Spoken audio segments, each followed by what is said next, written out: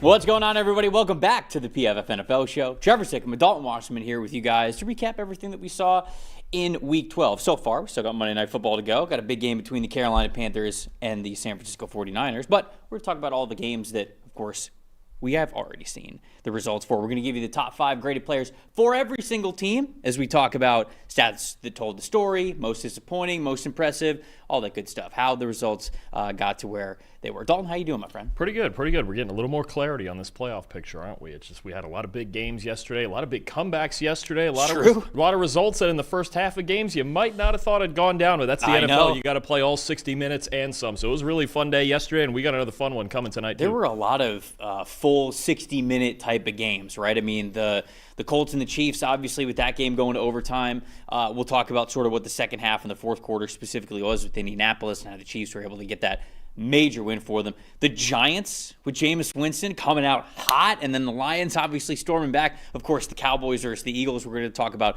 all that great stuff and so much more. Before we do, we're going to throw a lot of numbers at you guys here on this show, and you can see all of them and so much more if you have a PFF Plus subscription. Right now, we are running one of our biggest sales ever. If you've ever thought about, hey, I'd love to see, what this team's percentage is on third down. What's this guy's pressure to sack ratio? What's this player's pass rush win percentage? Whatever it is, you can see all that stuff and so much more for yourself with the PFF Plus subscription. Black Friday, that is the sale that we have going on right now, and that is the promo code. Go to subscribe.pff.com. Get yourself a PFF Plus subscription for 40% off, which, guys, if you sign up for 40% off, means it's $6 a month. That's it. You see all of that great stuff and so much more. So player prop tools, draft tools, free agency tools, everything once we get into the offseason as well. You're going to use this bad boy all year long. So check it out. If you don't have one, now is a great time to get one. Let's start, Dalton, unfortunately, with Sunday Night Football. Shout out to the boss man, Chris Collinsworth, on his 500th game that he was calling in the NFL last night on Sunday Night Football. And unfortunately, my Tampa Bay Buccaneers didn't exactly give him a lot to talk about on their side of things. The Rams, who look like the best team in the NFL, right? I mean, like they look like world beaters right now. They win this game huge. 34-7 was the final score, but it was basically over at halftime. Let's look at the top 5 graded players that we had for the Los Angeles Rams in this game. Look at the guy who's on number 1 on their list. Emmanuel Forbes. Playing like a first-round pick? Playing like a first-round pick. He was not when he was in Washington, but my goodness is he with the Rams. And I think that in and of itself is such an encapsulation of when you are a good organization with a good coaching staff, you get talented players, this is what could happen. He had a 92.4 overall grade on Sunday Night Football. Cornerback Kobe Durant with a 90.6. Defensive tackle Kobe Turner with an 87.3. Wide receiver Puka Nacua an 86.3. Defensive tackle Braden Fisk an 84.4. And then Matthew Stafford, the front runner for MVP, and I think deservingly so, with an elite 91.5. You were just nodding your head there as the graphic is on the screen here. So you agree with the MVP sentiment? Completely. Right now, I don't think there's an argument with 6 weeks left. It's about as good as it gets. Stat that told the story here for you. Look, I think, like you mentioned, this game was over by halftime. When you look at the offensive grades in the first half, the Rams 88.9, which is just ridiculous as a team. The Bucs 58.1. The defensive grades 89.9 for the Rams. 61.8 for the Bucs, 7.7 yards per play to 2.6. And look, I just think when you look at this Rams team right now, you mentioned it, they're the best team in football. There isn't really one stat that encapsulates this right now. And you look at how close they are really to being actually 12-0 instead of 10-2. Right. You're a blocked field goal and a fumble at the 1-yard line on a Thursday night game against San Francisco for being 12-0. This team's got everything. They've got a Hall of Fame quarterback. You've got 2 dynamite receivers and a bunch of tight ends and backs that can run the ball. The offensive line looks better than last year. The only question I had was pass protection, but they've at least gotten that to an average level of late. Yeah, right. They're doing enough, and Stafford gets rid of the football and sees the field so well that you don't have to be outstanding in pass protection. You don't have to be the best pass protection team in the league. And then you've got a great front seven. You got linebackers like Nate Landman and Omar Speights who have emerged as secondary. They're leading the league in coverage grade. That was the other question we had on defense. They're number 1 in coverage grade right now. It's starting to feel a lot like Philadelphia's run felt last year, where it was just, how do you beat this team? You just have to play a perfect game, and they've got everything in all facets at this point. This right now is the best team in football. They dismantled the Bucs last night. I was saying this a couple of weeks ago. Has there been a game where they've really been outplayed? Because, again, No. you go to the Eagles game that they lost, I thought were the better team in that game. They just have the special teams blunders, and that's why they end up losing. And then the Niners game, like, I don't want to take anything away from the 49ers in that one. Obviously, it was a close game back and forth, but you've got the Rams who fumbled the ball at the goal line, and I think they had another fumble in that game, or another turnover in that game, if I remember correctly. Like, I thought front to back, they were also the better team in that game. So it's hard for me to remember a game this season that they have played where I didn't go, yeah, that was actually the better team, even with them having 2 losses here. No, there has not been a game where, and they've just been dominating everybody lately. They've won, 6 games in a row. Sorry, 5 of their last 6 games outside of the Seattle game by double digits. Mm-hmm. I mean, and you look at the 2 games they lost. You got a fumble from Kyron Williams on the 1-yard line of San Fran's that would have given them a lead, and then you had the blocked field goal where Stafford put them in game-winning position. No, I think this team right now, they're the best team in football. They're the most well-rounded. They have everything you could ask for in a football team. And to me, as long as the offensive line stays healthy enough to protect Stafford then man, it's hard to find just one singular way to beat them. All right, let's take a look at Tampa's top 5 graded players, because that goes along with my stat that told the story here. Say you tried to slide by it there. You tried to slide past No, us. we're getting to it. We were. I just wanted to talk about Matthew Stafford and the Rams a little bit because I felt like that's where the conversation was going. Edge rusher Yaya Diaby was at the top of the list for the Buccaneers on Sunday Night Football with a 76.1. Offensive tackle Luke Gedeke, a 71.7. Running back Rashad White with a 70.4. Edge rusher Anthony Nelson, a 69.5. Wide receiver Tez Johnson, a 64.2. And then Baker Mayfield, a 66.3. I don't necessarily have a stat that told the story. I have a list that told the story here for the Buccaneers because this game was not close. They were not ready for this game. They were out-coached. They were out-game planned. They did not have the right execution. But alongside all of those things, which I wanted to say off at the top, are true, they don't have the horses to win the race right now. They just don't. When you look at what this team has had to deal with injury-wise so far, Mike Evans, Chris Godwin, Luke Gedeke, Bucky Irving, Jamel Dean, Hassan Reddick, Tristan Wirfs, Kalijah Cansey, Cody Mock, Ben Bredesen, Jalen McMillan, if you want to throw his name in there as well, and now Baker Mayfield, who leaves this game at halftime and his left shoulder was in his left arm was in a sling for his shoulder, which the MRI showed that he might not have to miss this upcoming game, but we'll see. That's the injury list that we're talking about here for the Buccaneers. And look, they did not play as well as they needed to anyways to even keep that game close. You know, with a better game plan, I think with better preparation, all of that, even with them going up against the best team in the NFL, that game's a little bit closer. They're a little bit more competent.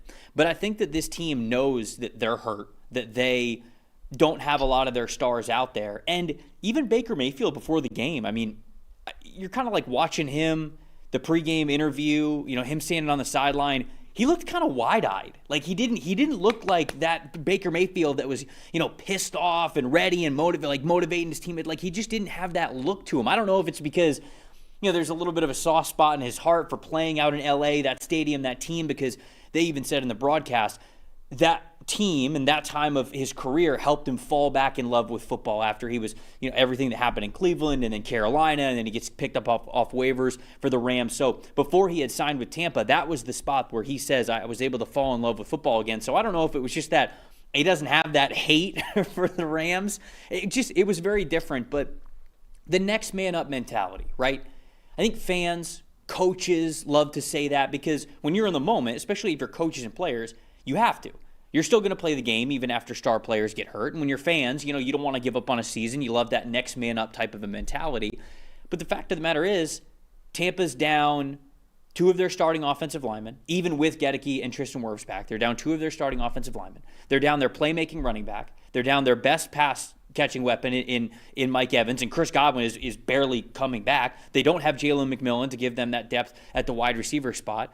They're down, this is very, very important, they're down their best cover corner in Jamel Dean, and they're down their best 2 individual one-on-one pass rush winners. And I would argue the only ones that they have. Yep. So you can sit here and say like, I don't want to hear the excuses, I don't want to hear the injury.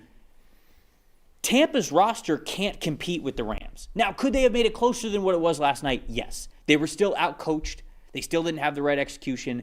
They did not play well last night. That is all true. They were never beating the Rams. They were never going to beat the Rams. And to be honest with you, this season sure looks like it's going to come down to those final 3 weeks of the year with Tampa, where they play Carolina 2 out of the last 3 weeks, including Week 18. Yeah. That's simply what it's going to come down to. You got to get healthier.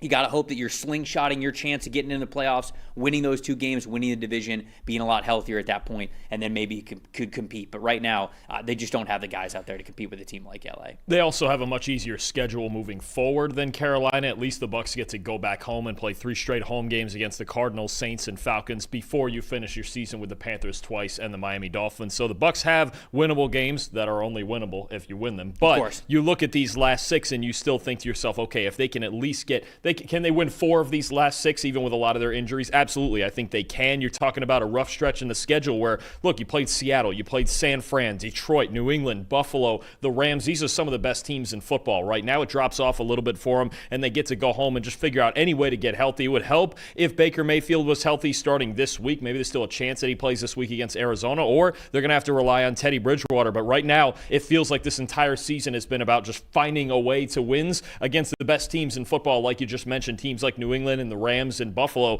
You're just not going to go in there at less than maybe 90%. You could do next man up for 2 or 3 injuries. You can't do it for 10 or 12. You run out of men at that point, right? And a lot of key spots, like you mentioned, and even fully healthy, we had questions about their defense anyway. But against this Rams team, they didn't stand a chance with as many injuries as they have. They're just trying to recover and get ready here for the stretch run. Yeah, especially because, part of what makes Matthew Stafford playing so well, into that formula is you can't blitz him. He just has all the answers at this point. So if you don't have the guys who could win one-on-one as pass rushers when you're only rushing 4, how do you expect to beat this team, unfortunately? My most impressive was Davante Adams. Great game from him, 2 touchdowns, above 80 receiving grade in this one. He looked fantastic. And then on the other side of the coin, my most disappointing was Zion McCollum. Zion McCollum, 42.4 coverage grade, gave up 6 catches in this game. 5 of them were for touchdowns. I mean, he just had a target on his back. And unfortunately, it was even worse than that. There were multiple times when, I'm sure that you saw this, Dalton, he's lined up with outside leverage. And Davante Adams still gets across his face and gets to the sideline or the fade route in the end zone, like whatever it was. And it's like, Zion, you're playing outside leverage. Like the whole point is if he runs across your face, you can get hands on him. Like if he is going to cross your body, you can get hands on him because you can react a little bit later, and then all of a sudden you're locked with him as he's going to the outside. It didn't happen either of those times in the first half when the Rams were really putting up all their points, and it just was not a good game from him. Now, I think people get on the contract with Zion and they're like, oh, they just signed him to a contract. They're paying him to be the CB1.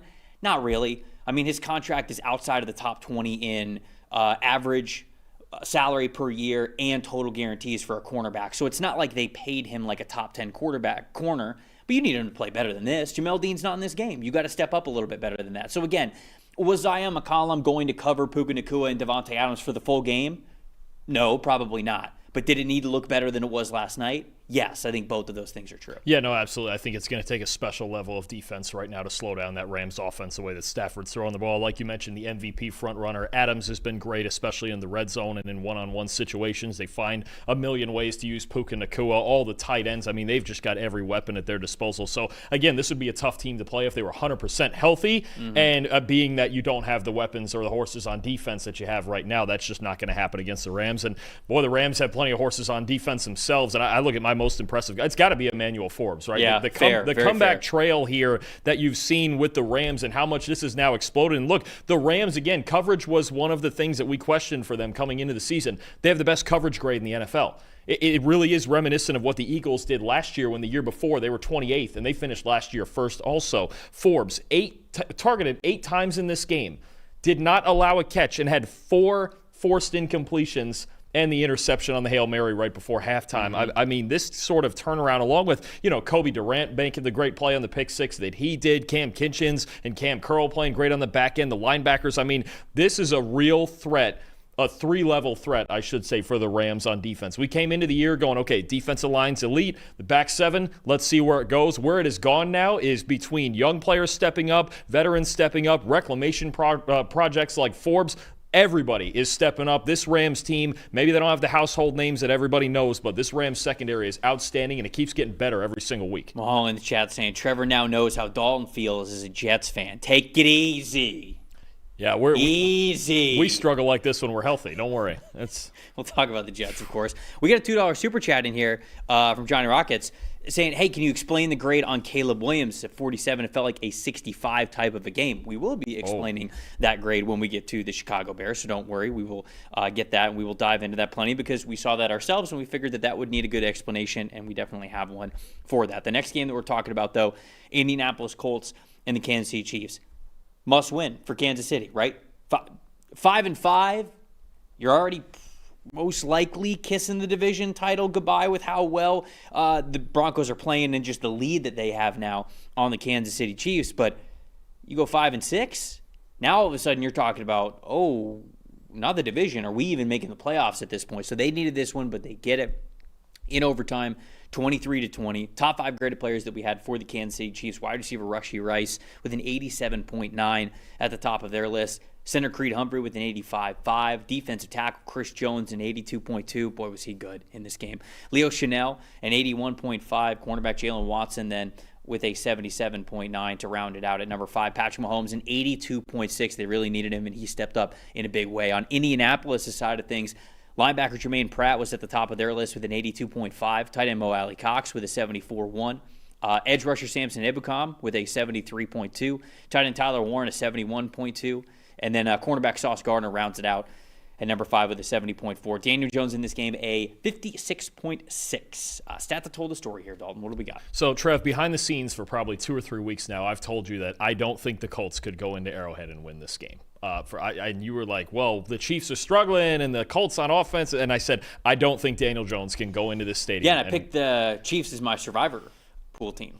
You're welcome. You know, I sweating it a little bit there. Well, sure, a little bit. I was going to hold you accountable. Well, the Chiefs always make you sweat nowadays. It's every week's a one-score game. They need to keep the entertainment value up. Absolutely. Well, they sure did in this game. But I think, to me, the biggest problem is that this Colts team against this secondary, Steve Spagnuolo's defense and his game planning and everything the Chiefs do on defense, they were just not afraid at all of the Colts making big plays and taking vertical shots on them, right? You're talking about a team that only completed 2 passes beyond 6 air yards in this game. 2 for 8, Daniel Jones was. Only 2 explosive runs the entire game, 1 from Jonathan Taylor, 1 from Daniel Jones. Yeah. Those 2 runs accounted for 40 yards. Otherwise, they were 2 yards per carry outside of those 2 runs. Chiefs loaded the box. They were going to dare Daniel Jones to beat him. They were going to get in single high, use some man-to-man coverage. They had 7 or more guys in the box on 43 out of 50 of the Colts' offensive plays. They loaded the box. They were just going to say, you know what? We don't think you can throw it over our heads. He just never did it. He could not get it done. And I think this is the big problem now with the Colts all of a sudden on offense is that, yes, and listen, I was a believer in Daniel Jones. Mm-hmm. They're 8-3. I believed with Jones that they could make the playoffs. They could still win this division. But it's getting a little bit tighter right now with Jacksonville 1 game behind them and Houston's only 2, right? Houston's only 2, and the Colts still have to play both of them twice.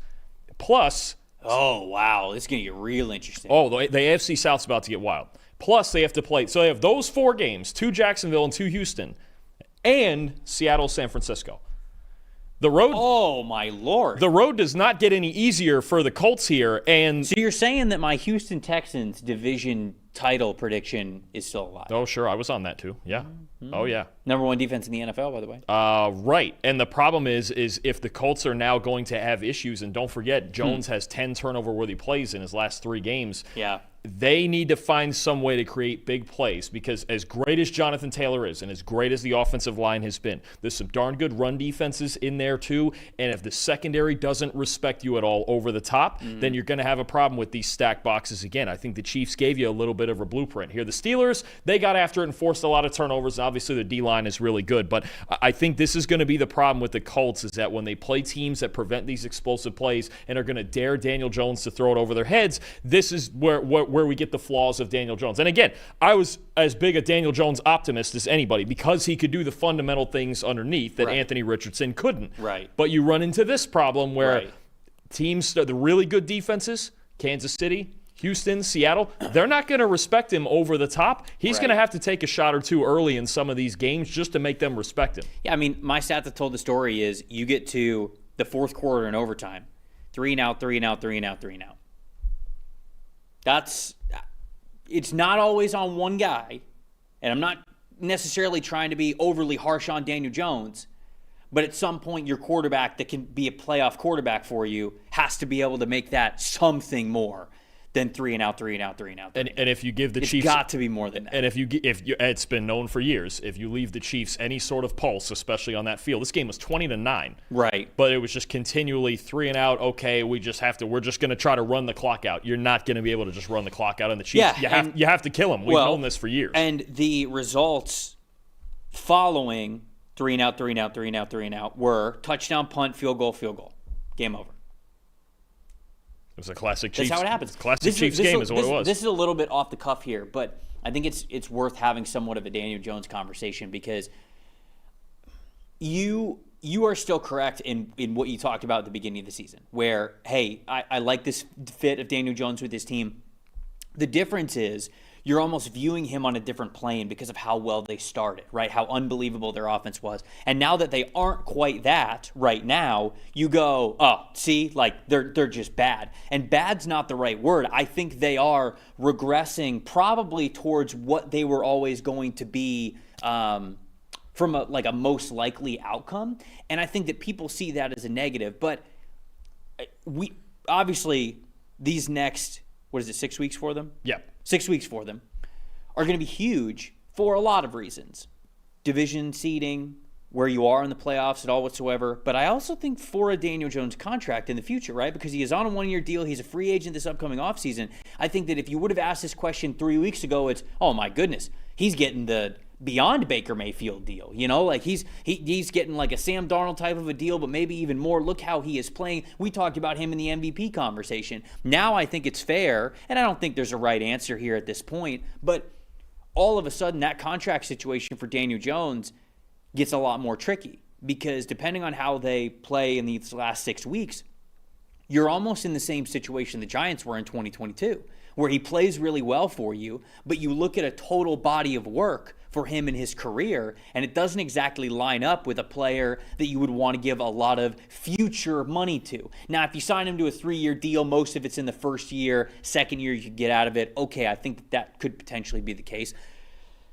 But there's going to be some teams who need a quarterback this offseason, who I think would gladly drive the price up for Daniel Jones. And of course, when you talk about franchise tagging a quarterback, that's a lot of money.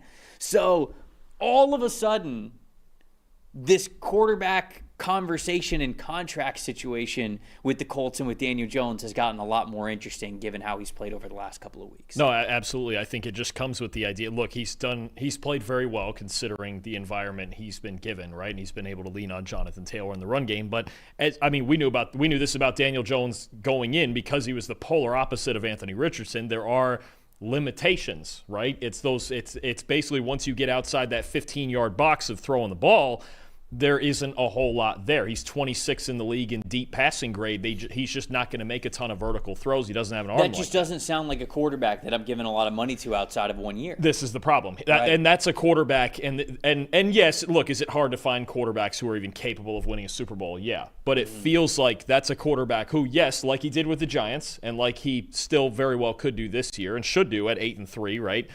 He can get you to the playoffs. Mm-hmm. But can he challenge these types of defenses? Right. I think that's the question we're going to continue to ask every single week against the Houstons and Jacksonvilles and Seattles of the world in the next month and a half. And I think we'll get that question answered for sure. I think that it might come down to, because you know how much success Jones has had with Indianapolis this year. If you look at these other teams that might have, quarterback needs, they're going to be teams that are not good, right? I mean, like the Jets are one of them, all due respect. The Raiders are going to be one of them. Like, I'm just kind of thinking off the top of my head, like, that situation in Minnesota is pretty interesting. So, Minnesota, I guess, is maybe the big curveball here because what I was about to say is it might come down to how much money Daniel Jones wants to get. Like, does he, at this point in his career, does he prioritize maximizing his money? Because if he does, I think he'll be able to get more money outside of Indianapolis, because I think they're going to have a full body of work from one season and say, this is what we think he is worth. And we think that other teams might be more desperate. However, Jones might look at this situation and say, my best chance to be good is in Indy. So I'm going to give them a little bit of a hometown discount, if you will, to come back in that situation. But The Minnesota one, obviously, depending on what they think of J.J. McCarthy at the end of the year, getting to work with Kevin O'Connell all of a sudden, I think, also is a pretty ideal situation. You also have another layer to this problem of the Sauce Gardner trade and not having a first-round pick in each of the next 2 years also. That's true, right. So are the Colts all of a sudden, would they be then backed into a corner of having to keep Daniel Jones for at least two guaranteed years to get them through that part of it? It was always going to be the interesting dynamic of that trade. They got a hell of a lot better on defense, getting, I think, the best corner in football in there, and they've looked better in coverage. Even in this game, they didn't look awful. Their defense was on the field for 96 snaps in this game. But when we look at trading away 2 first-round picks, you're really taking a gamble here, and if the gamble doesn't pay off with Daniel Jones down the line, then you have a real problem on your hands. Yeah, because I think that Brandon in the chat I do agree with this in some regard. He's saying Spags and the Chiefs just dropped more tape for DeMeco Ryans to use versus the Colts, right? And I think that's the unfortunate part is you've got 6 more games to go. Anthony Campanile is a great defensive coordinator with the Jacksonville Jaguars. Obviously, DeMeco Ryans and what that defense is there. And then what'd you say? It's the Seahawks and the 49ers? Yeah. So you're looking at Mike McDonald and Robert Saleh. Like, these are dudes who are smart defensive minds. So if you kind of gave teams a blueprint, if it is a blueprint, I'm not saying for sure it is, but if you gave them a blueprint and it is, we might see Jones and the Colts kind of struggle down the stretch. I don't think it's a complex blueprint. I think it's the same one we talk about with the Lions every week. If you stop the run, okay, make the quarterback beat you. Right, I don't think it's all that and that's what most DCs are trying to do anyway. Hey, we stop the run, we feel good about our chances. But right. I think against this team or against the Detroit Lions, it's more exaggerated because you don't feel like the quarterback can carry them through the hard times like that. Anyways, Rashee Rice was excellent in this game. He was all over the place. He was the offensive X factor, and he absolutely needs to be. Like, he is the Chiefs had – how many carries did they have in this game?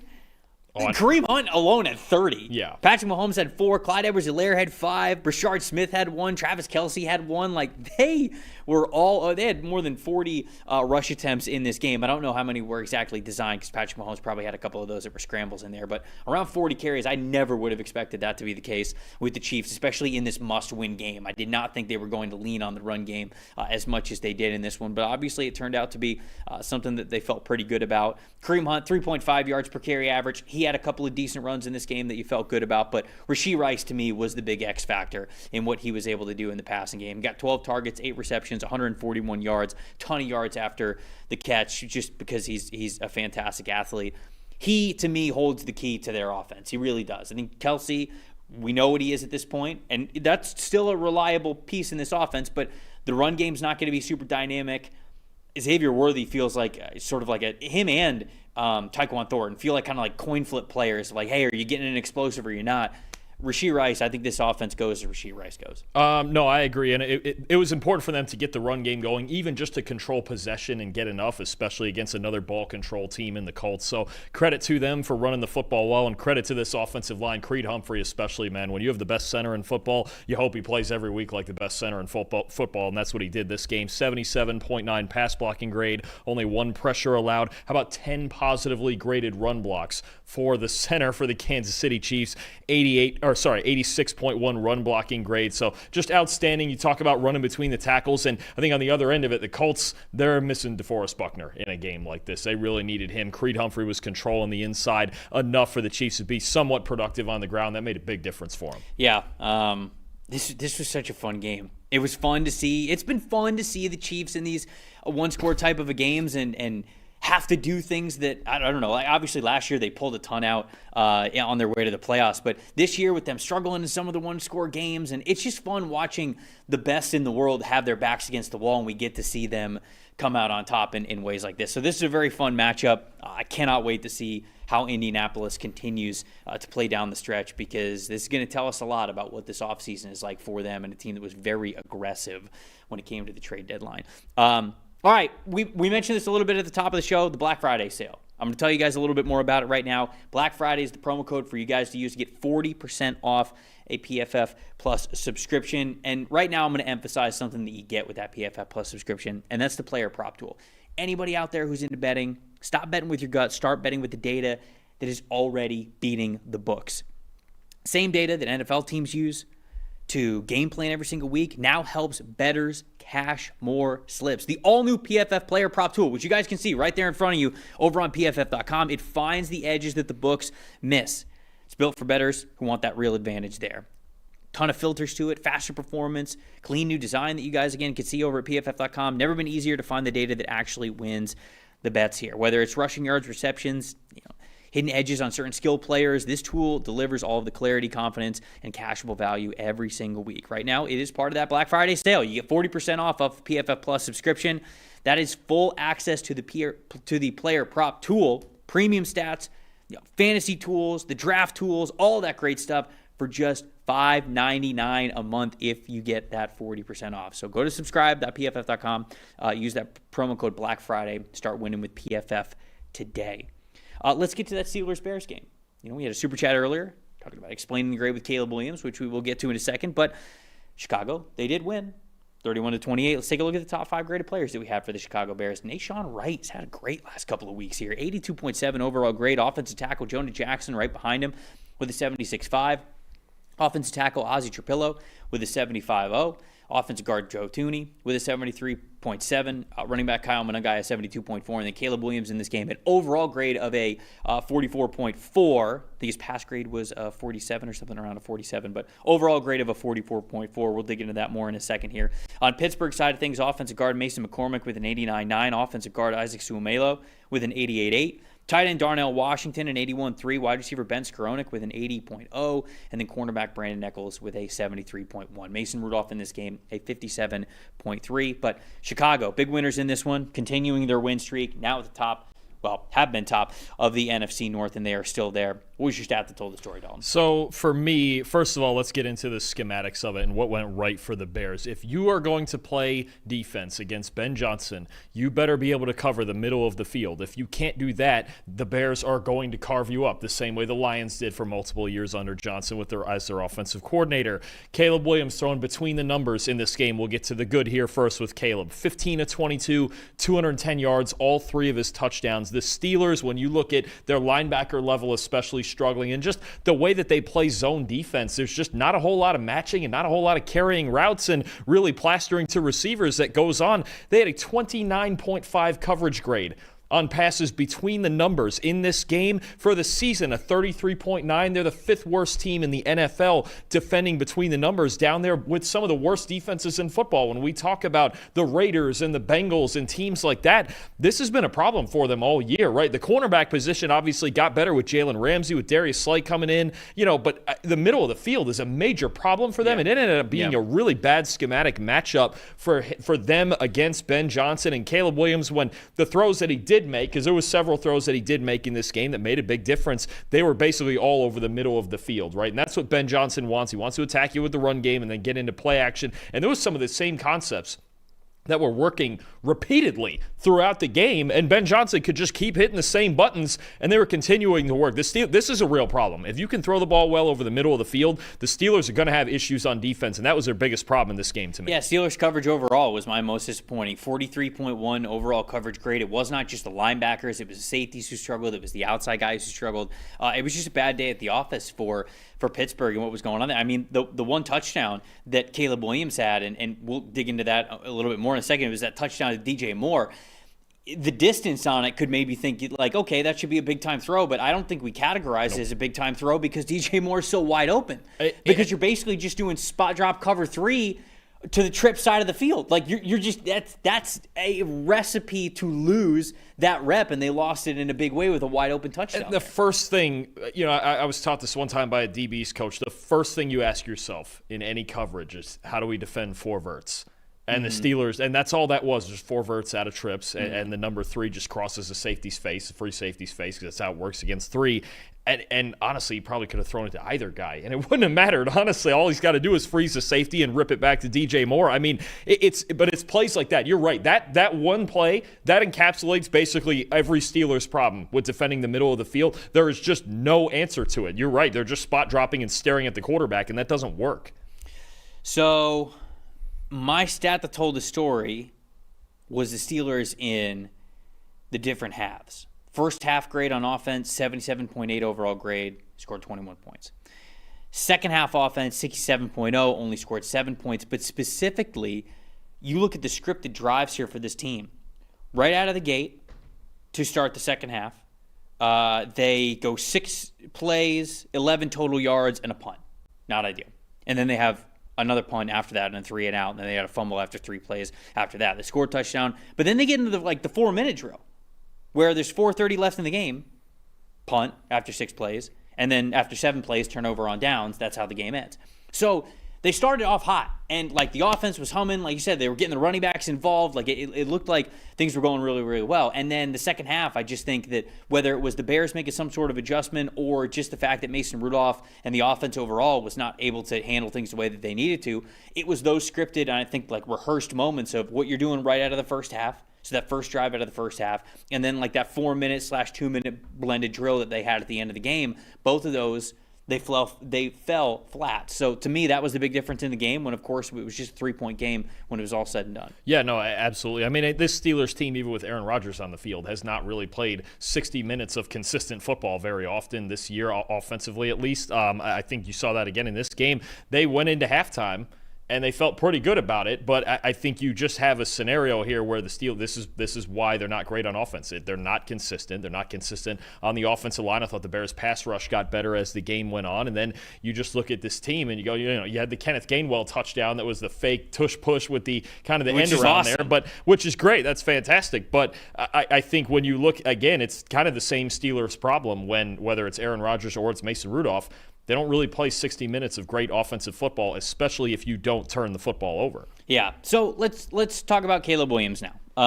We can get into his explain the grade segment here. 42.7 overall passing grade, despite his common stat sheet numbers as 19 for 35, 239 passing yards, 3 touchdowns, no interceptions here. Now, the number, obviously, those numbers are what they are. Our numbers, yes, he still has the 3 touchdowns and the 0 interceptions, but 3 turnover-worthy plays from Caleb Williams, no big-time throws. So when you look at each one of those touchdowns, I remember the first one was a whip route from DJ Moore. I think he was in the slot. And Jalen Ramsey falls on it, and it's I can't remember how long the pass was, but it was 6-7 yards. So that's not considered a big-time throw because it's just not a long distance. Jalen Ramsey slips on the play. It was a good throw. I think, again, people use the word you punish Caleb Williams for doing good things. We don't. Caleb still got a plus score for that, I believe, that throw, but it's just not categorized as a big-time throw. So he's not getting, above +1 or a +1.5 or a +2 or something. I think he got plus 0.5 because it was a good throw, it was a touchdown throw.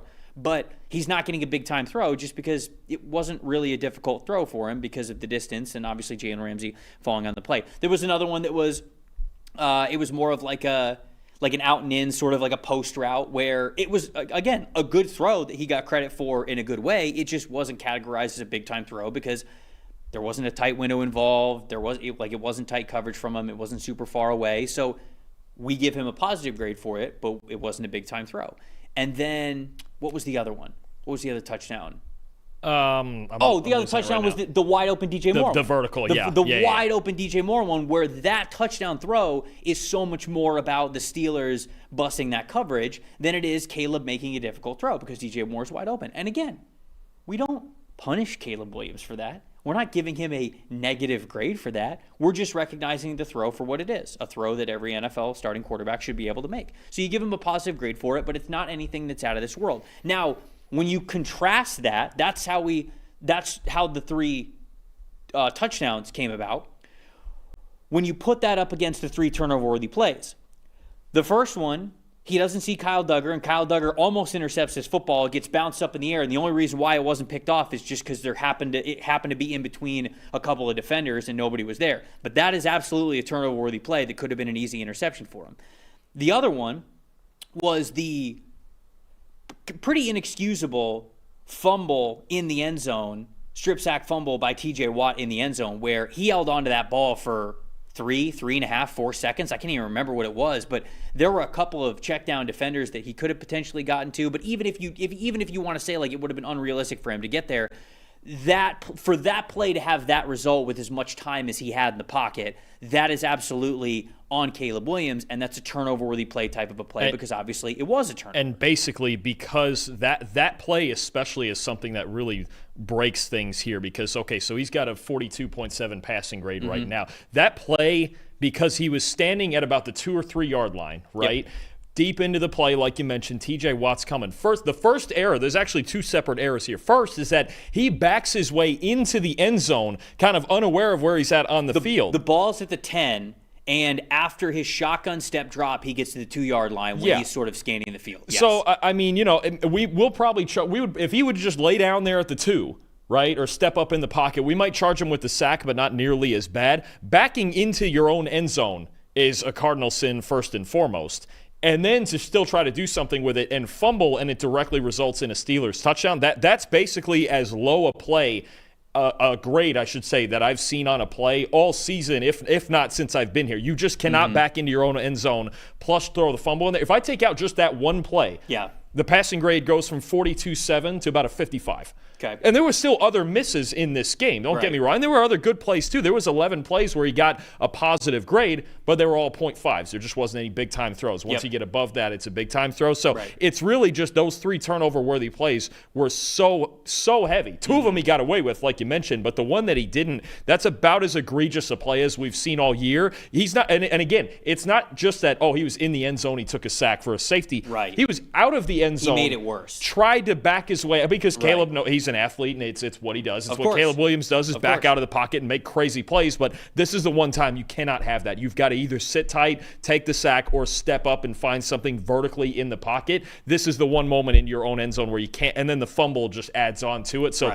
he got as heavy a downgrade as I've seen for that singular play that dropped his passing grade like 12 points. So, I mean, that's a big part in it. So it's just a thing where Caleb is making less mistakes this year for sure, but it's those big ones that are really still going to ding you when it comes to the grading. Yeah, and then that third turnover-worthy play, like you sort of mentioned, it was an overthrow. I think it was Colson Lovin who was coming over the middle of the field. It was just an overthrow to him, and that one hits Kyle Duggar like right in his chest, in the chest, like right past the hand. So again, like I think that if the Kyle Duggar one is intercepted and if the tip is an interception, I don't know if people would look at this grade as harshly, but because it shows no interceptions, people think that it's crazy. But that's what we're doing here, is we're grading every single play as if it matters. And Caleb had, like you mentioned, a handful of really nice throws in this game that got 0.5 positive grades, like a bunch of 0.5 positive grades for him. But the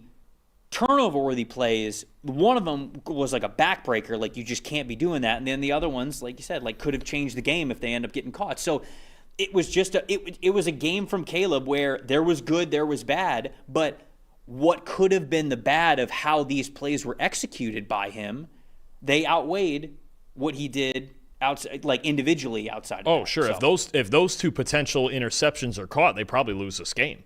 I mean, that's what you're looking at here. So, again, it's not that, Caleb hasn't been good, because he's been really good in recent weeks. And there were moments where he was really good, and Ben Johnson was calling awesome plays in this game as well. And look, the Bears, despite all of this, came away with a win. So you're talking about a quarterback that made some mistakes, and the Bears still found a way to win. That's great stuff. They're in first place. They're 8-3. You're feeling really good about it, but you don't get away with these types of things every week. And to his credit, it's his first game with multiple turnover-worthy plays since week 7. He has played really clean football over the last month.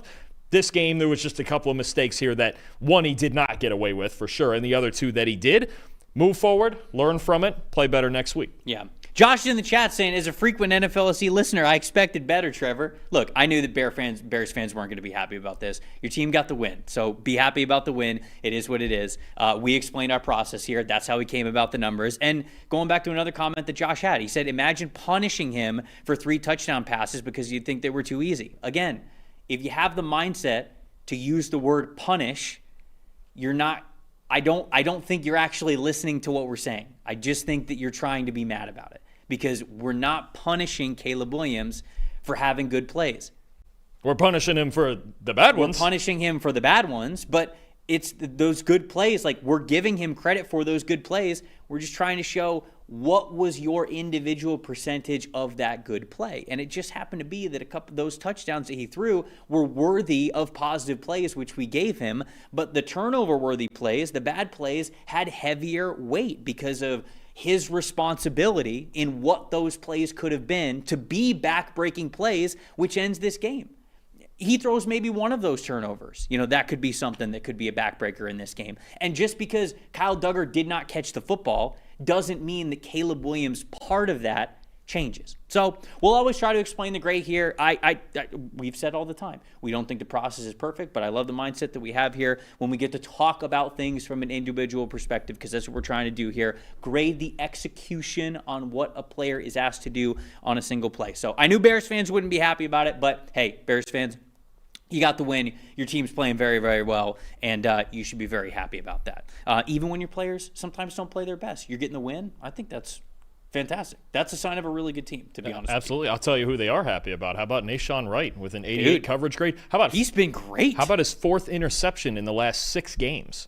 Plus 4 total stops between coverage and run defense. 4 catches allowed for only 20 yards. Been outstanding so far. And you got to think about the context of not having Jalen Johnson for most of this season. A guy like Nashawn Wright stepping up in the secondary, that's big time. I credited the pass rush before as well. I thought they got better as the game went on in this one. But the Bears, look, they're trying to find any pieces they can on defense to not be in these shootouts every week. But Nashawn Wright's really proven himself right now. Again, 4 interceptions in the last 6 games. That's big time. He has been awesome. Steelers' run blocking was also really good in this game, especially in the first half. I mean, we had Darnell Washington, was blocking very well. Pence Koronic, his run blocking grade was really good. So the guys on the offensive line, they were blocking really well in the run game. A lot of that manifested in the first half. But this is a fun game to watch. Obviously, went down to the very end, and the Bears, got a big win in this one. We're going to stay in the NFC North. Talk about the Vikings and the Packers here. This one was in Green Bay, 23-6, the final score. The Packers get the win here. Their top 5 graded players: linebacker Isaiah McDuffie with an 86.4, wide receiver Christian Watson an 82.5, safety Xavier McKinney a 75.9, tight end Luke Musgrave with a 74.9. Needed to step up, of course, with Tucker Kraft now down for the season. And then running back Emmanuel Wilson, talking about guys that needed to step up. Josh Jacobs not in this one, 72.2 overall grade. And then Jordan Love a 62.7 overall grade. On Minnesota's side of things, center Ryan Kelly reinserted into that starting lineup. He was their top-graded player with an 84.4.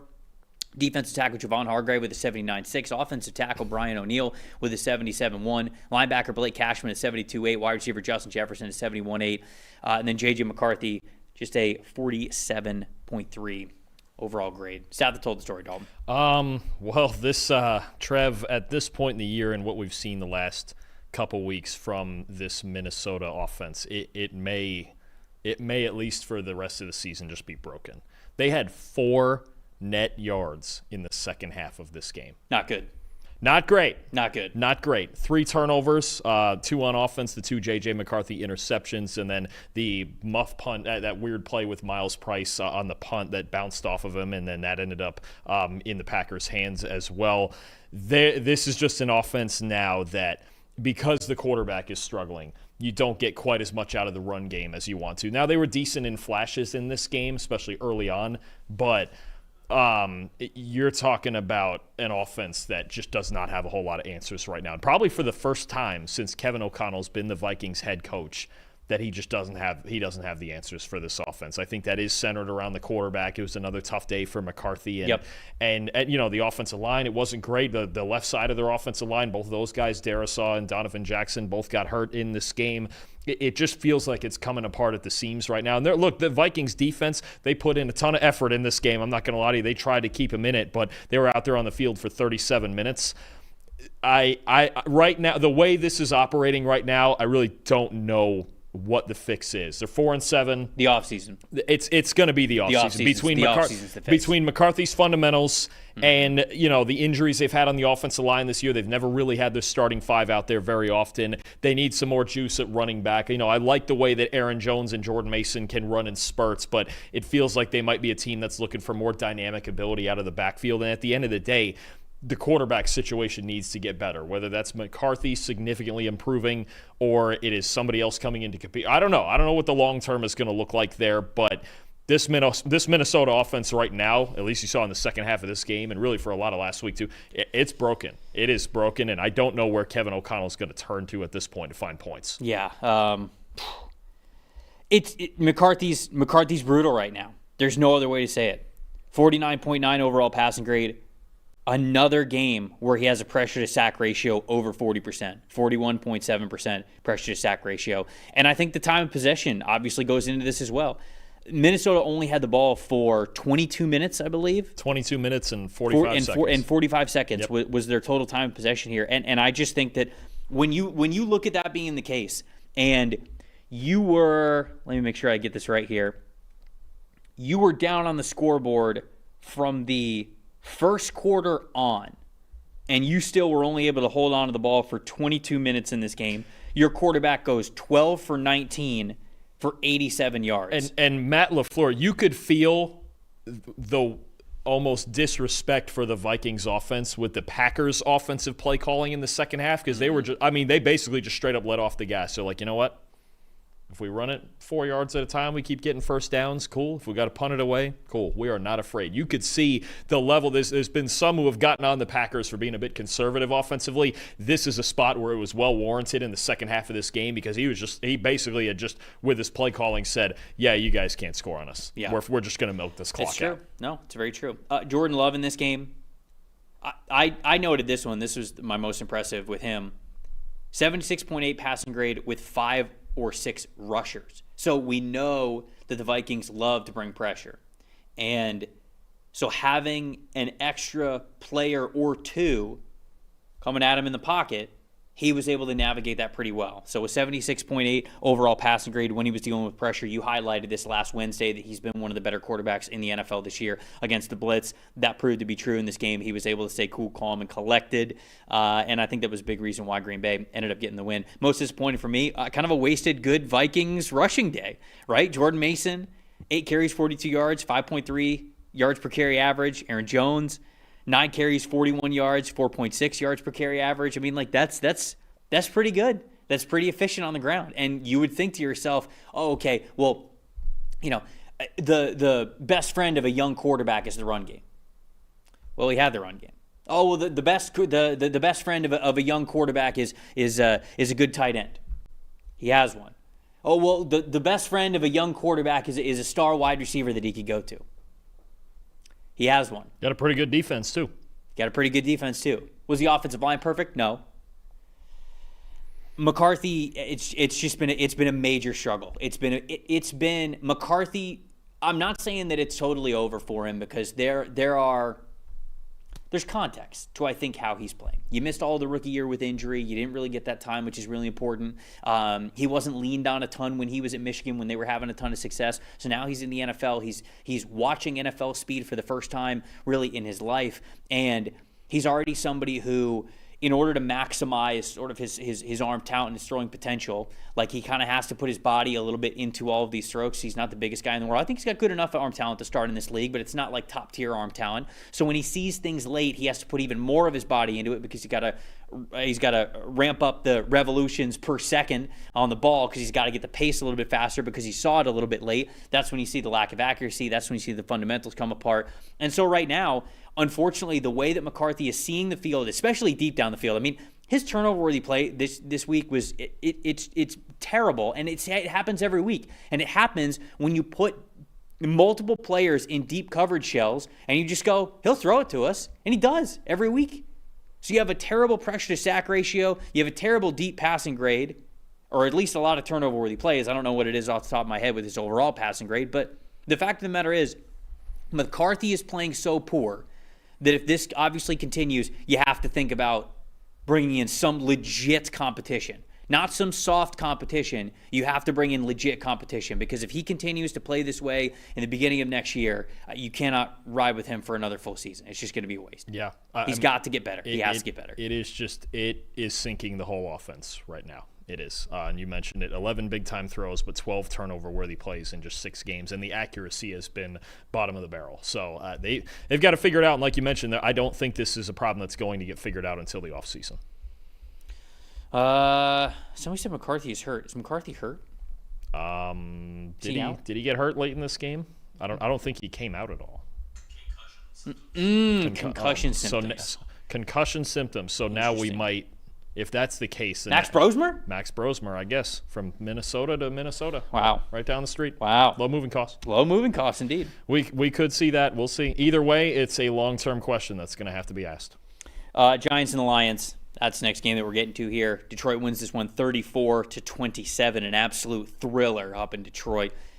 Lions' top 5 graded players: wide receiver Amon-Ra St. Brown with a 91.8, running back Jahmyr Gibbs a 91.4, offensive tackle Penei Sewell an 87.1, linebacker Jack Campbell an 81.1, and defensive tackle Aleem McNeil with a 75.3. Jared Goff in this game a 75.8 overall grade. On the Giants side of things, Dexter Lawrence at the top of the list, but not with a number that you often see from guys who are at the top of the list, just a 77.7. Wide receiver Wan'Dale Robinson had an incredible day.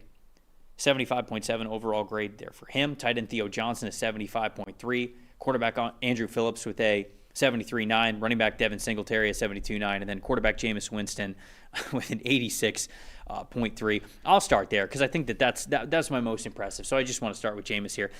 It's kind of like what I was saying over the last couple of weeks. It's what I was saying when Russell Wilson was starting at the beginning of the season. Russell Wilson did not give this team a legitimate chance to win.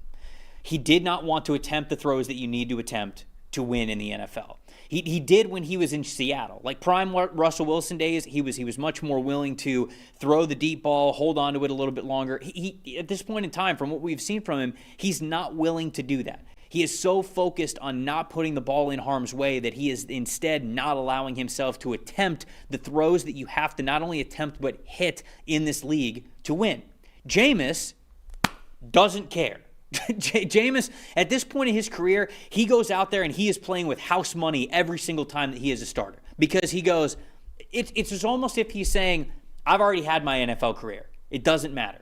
I'm just going to go out and just play free and not really think about it. He's always been like that anyway. You can go all the way back to Florida State, and he's always been like that. That's true, but covering him in Tampa, like there was at least a little bit where he was trying to like rein it in a little bit. But of course, we had like the flamethrower days every now and then because that's just who he is in his identity. But I believe it was last week because he got his first start last week. I'm remembering that correctly, right? He throws 3 turnover-worthy plays. No big-time throws, 3 turnover-worthy plays. So you go like, all right, well, that's the Jameis Winston experience. You're not going to be able to win with it. But then you have a situation where you're on the road, gets one of the best teams in the NFL in Detroit, and this guy gives you a chance to win because he threw 5 big-time throws in this game. He had 2 turnover-worthy plays, 18 for 36. It's obviously not great when it comes to a throw-by-throw completion percentage, but 366 yards and the 5 big-time throws. I mean, that gives you a chance. They almost went into Detroit and won. The only reason why they didn't is because the run defense is so bad this season that I know you'll get to that in a second. But that was my most impressive here is that with Jackson Dart being hurt, if you're serious about trying to win football games, he very clearly gives you the best chance. Yeah. And he might give you the best chance even with Jackson Dart, with the way that the team currently is constructed. I think some weeks that would be true. Other weeks it wouldn't be. I understand that. But in this type of a situation where I don't remember what the line was for this game, but I would assume that they would have been. I think it was 13 or 14. I was going to say they're double-digit point dogs in this one.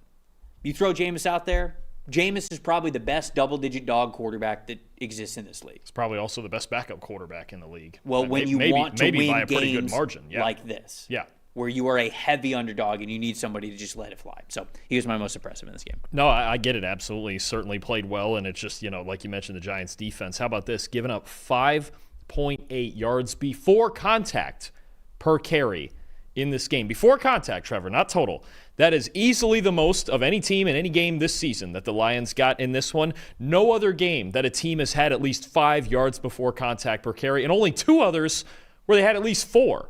I mean, it was just basically the cleanest, easiest day Jahmyr Gibbs could have had on the ground, especially with some of those explosive runs he was getting late in the game that turned out to be the difference in the game. 79.7 run blocking grade for the Lions, their 3rd best of the season. I mean, we talked about what a big mismatch this Giants run defense is that has been struggling for the entire season, which is shocking to me, especially with the defensive line talent that they do have. But the Giants' run defense has been awful this year. And when the Lions look, they're the easiest team in football to analyze. We certainly watched this game from front to back. I wouldn't even have to. If you were to ask me, well, did the Lions win or lose? And I would go, did they run the ball well? And that's what they did. Now 7-0 when they run for at least 100 yards, and they blazed well past that. Obviously, Jared Goff and Amon-Ra St. Brown had to make a handful of plays. Aiden Hutchinson with the closeout sack. But at the end of the day, once again, if the Lions run the ball, and they ran the hell out of the ball in this game against this Giants run defense, they're going to win the ball game. That, I know Giants fans won't agree with me here, but that sack from Aiden to end the game was awesome. Like, it's great having, like, your closer be the one to close. The guy you were missing last year. Right. And plus that's why I'm saying, like, plus Aleem McNeil having a really cool. good game, too, getting in that top 5 there. Ever since McNeil's gotten back, they've only gotten more dangerous. Wan'Dale Robinson was fantastic in this game. And we just did the fixture franchise for the Giants on NFL Stock Exchange, and Wan'Dale's a free agent, and I just kind of was like, all right, well, they're probably not going to bring him back, right, because they already have Malik Neighbors. And I think the problem is you've already signed Darius Slayton. He basically has to be on the team next year. You can't really move him at all whatsoever. Nobody's going to take on his contract, and you can't really cut him. So in my mind, I was like, Wan'Dale's been good for you at times when you've had good quarterback play, but you're probably not going to take his second contract here on the books. You're probably just going to let him walk. But if he keeps playing like this, maybe you aren't going to let him walk. I don't know. He had a fantastic game. Jahmyr Gibbs was unbelievable in this game as well. 14.6 yards per carry average. I'm going to say that one more time, Dalton. 14.6 yards per carry average. That'll do. Not bad. And again, almost 6 of those. That's some high school stuff. Averaging almost 6 of those yards before he was even touched. That's some high school stats. Yeah. 14.6. 264 scrimmage yards. Like Absolutely. his second game recently, he's been in that 15 territory. carries, 219 yards. Yeah, that'll do. Wild. Amik Robertson was tough in this game. He was lined up against Wan'Dale Robinson in a lot of them. So he just gave up 8 receptions, 5 first downs allowed, almost actually right at 100 yards allowed in this game. So it was a tough one for Amik Robertson, but I like Amik Robertson. So it was one of those where, like, if I got to pick a most disappointing, it's probably him. But honestly, it's him because I have watched him play better. So I think that he can. If he matched up against Wan'Dale Robinson again, I think this matchup would be a little bit closer. Don't forget on the plus side there for the Lions, we talk about them a lot running the ball, but they got one of the best wide receivers in football too. Amon-Ra St. Brown. When they needed a clutch play to be made, especially on third down. You think I forgot about Amon-Ra St. Brown? Sometimes I just got to remind you. We watch a lot of football, Trevor. That's you true. know, I know Saturdays you're sitting there stuck on watching the Gators and that struggle down there. No, I don't watch. So I figure I don't know how much of that you're trying to flush out of there. Didn't even bother this week. No. Well, anyway. No, I'm trying to have a good weekend. St. Brown, pretty good in this game. 9 catches, 149 yards. How about 5 explosive plays? I mean, he's Mr. Reliable, right? Anytime you need a big third down catch, you're going to go to number 14. So you want your best players to be your best players, especially in close games like this. We've listed just about all of them for the Lions, right? Sewell, Gibbs, St. Brown, Hutchinson, McNeil, Jack Campbell was on there. Jared Goff was solid in this game. All of their best players played their best when they needed to. Lions come out with a probably harder than expected win, but that's the world of Jameis Winston we live in. Ooh, last one on this game. Dan was saying that I forgot about this, of the Hutchinson sack. He said it was a hip drop tackle. I actually agreed when we were watching that live. Yeah, I think you did mention that. Yeah. I'm like, have we seen them call it yet? No, but have we seen them call it a single time yet? But that's my point. Is like, I don't think it gets more. At least if I'm thinking of the correct play, which was the last play, it doesn't really get more hip droppy than that. I mean, he grabs Jameis and he flings his hips around and drops his weight on his hips to bring Jameis down. Like, that's kind of a textbook hip drop tackle, and they didn't call it. And I thought it was very plain and easy to see, and it was at a very, very important moment of the game. So I don't know if they're calling this. They're not calling it. There was one, I forget which other game it was. There was another one in a different game this week. If I'm remembering that play correctly, I don't think they're going to call hip drops this year. No, they're not. There was one in a different game this week, I believe. There was maybe on a receiver. I forget which game it was, but it was pretty clear that was a hip drop as well, and they're just not going to call it. It's not a thing, Trev. They put it on paper to appease everybody, but they're not. I have yet to see a single time where that's been called. I guess not. Hey, this PFF betting segment brought to you by our friends over at DraftKings. Pick 6, turkey, family, football. It can only mean one thing: Thanksgiving, folks. Whether you're breaking down the game or breaking bread, see what we did there. Your takes don't need to take the day off. Turn these hot takes into cold hard cash with Pick 6, DraftKings' newest fantasy pick'em game built for big wins. Here's how it works: you just pick more or less on 2 or more players, single staff for them. the better your picks, the bigger your payout. Simple as that, folks. Pick Six brings you upside those other pick'em sites cannot touch.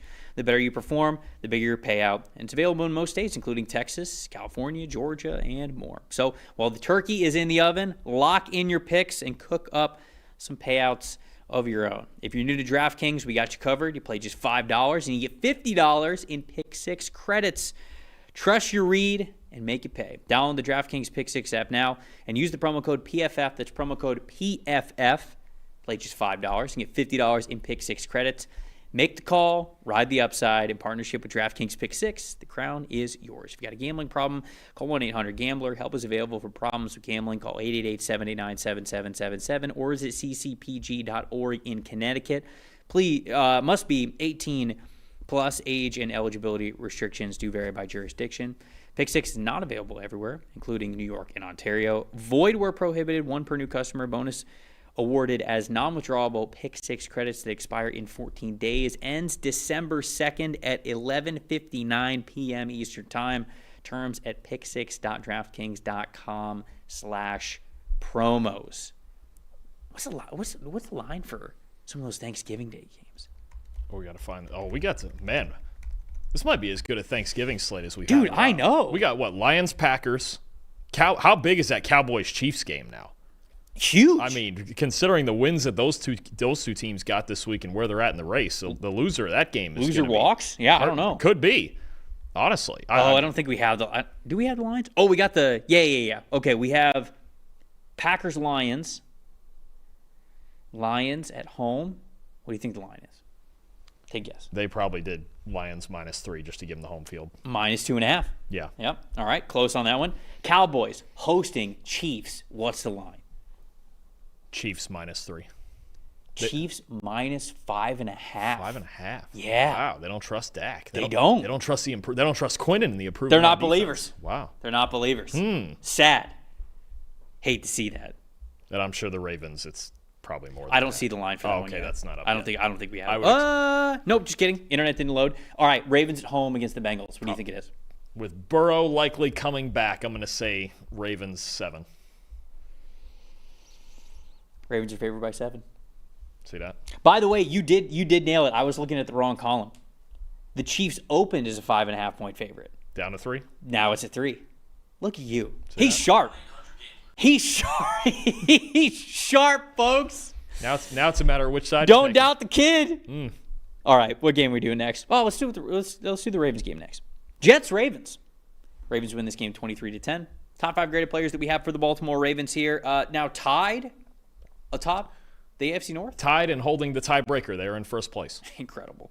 Offensive tackle Ronnie Stanley with a 78.2 overall grade. Patrick Card next on the list. We love to see the fullback love here with a 78.2. Edge rusher Mike Green a 78.0. Wide receiver Tez Walker with a 75.1. Linebacker Roquan Smith a 74.5. And then Lamar Jackson in this game a 60.9. On the Jets side of things, defensive tackle Harrison Phillips a 78.6. Wide receiver John Mechie III a 74.2. Offensive tackle Olu Fashanu with a 72.2. Offensive guard Joe Tittman with a 71.6. And then safety Tony Adams rounding it out at number 5 with a 70.5. Tyrod Taylor in this game getting the start over Justin Fields, a 48.2 overall grade. Sat to tell the story, Dalton. Easy one. Regardless of who the quarterback is, your number one priority when you play the Jets is to stop the run. The Ravens did just that. You would say that the Jets are then on par with the Indianapolis Colts and the Detroit Lions. It's a little more drastic than that. Just a little bit. Just a little. For as much as I'd love to make those comparisons, you would love to put them in those categories. They have at least competent quarterback situations. They do. Yes. We have, the Jets. No explosive runs, not a single one for the Jets in this game. The Ravens continue to get better in run defense. They continue to use Kyle Hamilton in the box at linebacker, off the edge, at nickel, wherever you need him to. He's kind of the joker on that defense. Third best run defense grade of the season. The Jets had 23 designed carries for 61 yards. I believe this is -1 yard before contact on those designed carries. Not great. Not great. The Ravens won this game up front. They loaded the box. They said, Tyrod Taylor, go ahead and beat us. and that wasn't happening. So Yeah. that's pretty much it. If you stop the run against the Jets, they're not going very far. Had a glimpse of hope, down 20-10. Breece Hall fumbles inside the 10. That was kind of tough. Maybe could have kept the game closer. But at the end of the day, if the Jets don't run the ball well, they are not going to score very many points. Yeah, and unfortunately for the Jets, it's both. It's an efficiency thing and an explosiveness thing, because I think you're right. That's the stat that told the story for me as well. It's not like the Jets are, okay, they have a healthy run game. They're averaging 4 yards to carry, somewhere between 4 to 5 yards to carry, but they just don't have the explosive runs. It'd be one thing if we were talking about that, but we're not. They don't have efficiency and they don't have explosiveness. Neither. So with this being your entire offensive identity, you not having either of these things it's not a good identity. So the story of the Jets is it's sort of the way that we talked about McCarthy with the Minnesota Vikings. The fix is the offseason. The fix is going down to settings in the franchise mode menu, clicking sim to offseason, and then that's what you're doing. That's the fix here for the Jets. It's just not really going to get better for them until then. You hope that you have little wins throughout the roster, because it tells you who's going to be on this roster next year or not, who are the building blocks, whether they're cornerstones or just complementary pieces. But outside of that, there's not a lot of learning or changing that's going to go on with the Jets this season. And this was arguably their worst rushing day of the year, but you look at the rate stats for their running, they're pretty much all above average, right? The explosive runs, yards before and after contact, all. This was a rough one because the Ravens, again, have gotten a lot better lately. But, again, it affects it when you have the worst passing game in the league, pretty much by a mile, and there's some bad ones out there. It's just you're so one-dimensional.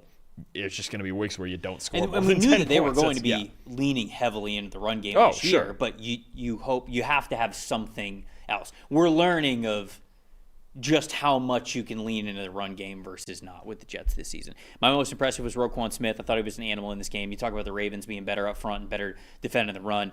There were a handful of plays I went back to watch Roquan. I think both his run defense grade and coverage grade were both over 70, and he just had really solid numbers overall. He led the team in tackles, but there were a couple of plays that I watched where it's him not just one-on-one with the ball carrier, but one-on-one with a blocker that he has to beat before he's one-on-one with the ball carrier, and he did. Whether it was a stack and shed or he was slipping the block or whatever it was, he was disengaging very quickly, and I thought he had a hell of a game. Whenever Roquan Smith is playing well, the defense around him has a chance to have a really good day. Most disappointing for me, though, is the Ravens' offense.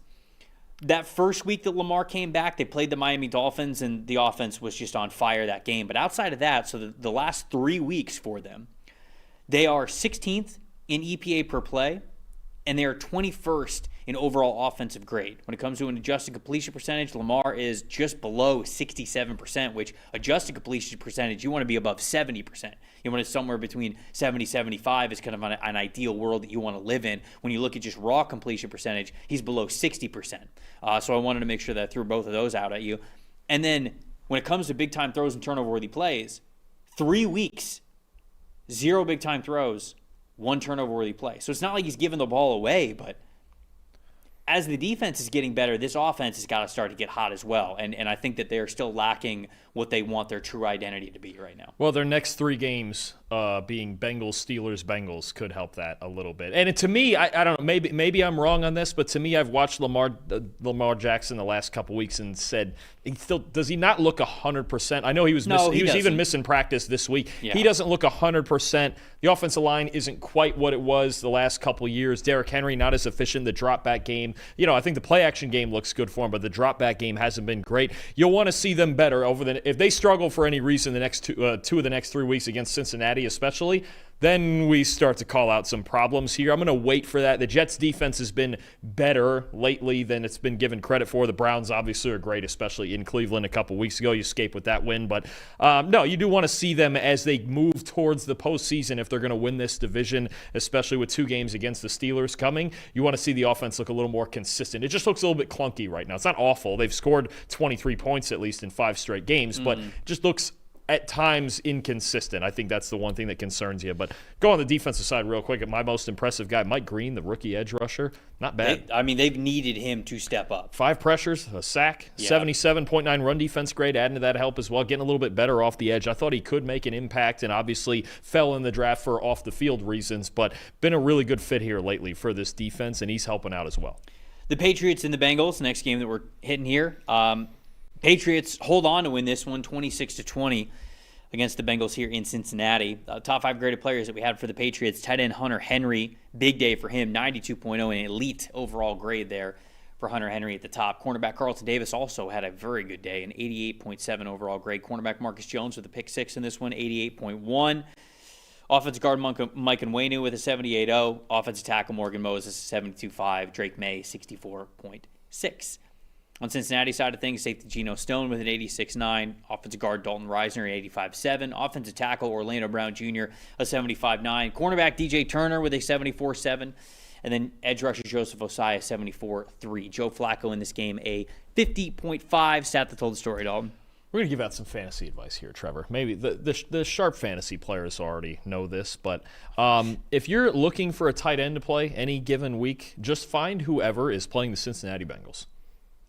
It's not great. I mean, that's my most disappointing. My most disappointing is the Bengals linebackers who gave up 12 catches, 164 yards, and a touchdown. Yeah, Hunter Henry and Austin Hooper combined, and most of this was Henry, but Hooper had a couple of his own. 10 catches, 154 yards, Hunter Henry's touchdown in the second quarter, 6 other first downs, 3 explosives. Basically, look, New England, it took them a while, quarter and a half to find the rhythm in this game, but the rhythm in this game was, just throw it to the tight ends because they're always open. The Cincinnati Bengals, Trevor, are dead last in receptions allowed to tight ends, yards allowed, touchdowns, 13 touchdowns allowed to tight ends this year, first downs, passer rating. Dead last in all of those categories against tight ends. That's just, I mean, we've spoken about the linebackers so much and how much of a struggle that is that they're starting both rookies there, but I mean, it's just never an answer. When any time New England wanted to throw the ball to Hunter Henry, it was like, might as well have been a handoff. That's where it was at. And to me, almost aside from the Marcus Jones pick 6, which was the response to the Geno Stone pick 6, that was really the best part. New England, look, credit to them on offense. They have so many options, right? They've gotten the run game going. They've gotten the receivers going lately. Demario Douglas had a big play up the seam. Stephon Diggs has had other good games here, but this one was the tight ends. It was Hunter Henry. It was a little bit of Austin Hooper, and they were just always open. To me, anytime New England needed anything, that's where they were going. Yeah, and somebody in the chat's pointing out, and then this team traded Logan Wilson? And it's I think the Bengals just made the decision that it was going to be a tough year, and they were just going to play the rookies. They're just going to play the young guys. They're going to play Barrett Carter. They're going to play Demetrius Knight, and they're going to see what they have in these guys going into next year. And Logan Wilson, fine, but he was not the player that he was 3 or 4 years ago for this team when they were making their Super Bowl run. So he was kind of on the downswing as he's getting up there in age, and very clearly they just wanted to decide to go with the rookies, and they're just kind of taking their lumps with that in that decision. For me, the stat that told the story, the Patriots in the red zone. 0 for 2 in the red zone, 0 for 2 in goal-to-go situations. So hats off to the Bengals for being able to stand up to them in the red zone and on those goal-to-go situations. But you convert those 2 situations, then this game's a lot more of a blowout than what the final score was. That one goal-to-go sequence, and I think it was in the third quarter, was some of the most nonsensical football I've seen all year. The Patriots drive down to the 1. They get stopped. There's a defensive holding. I think whoever it was covering Stephon Diggs, might have been DJ Turner.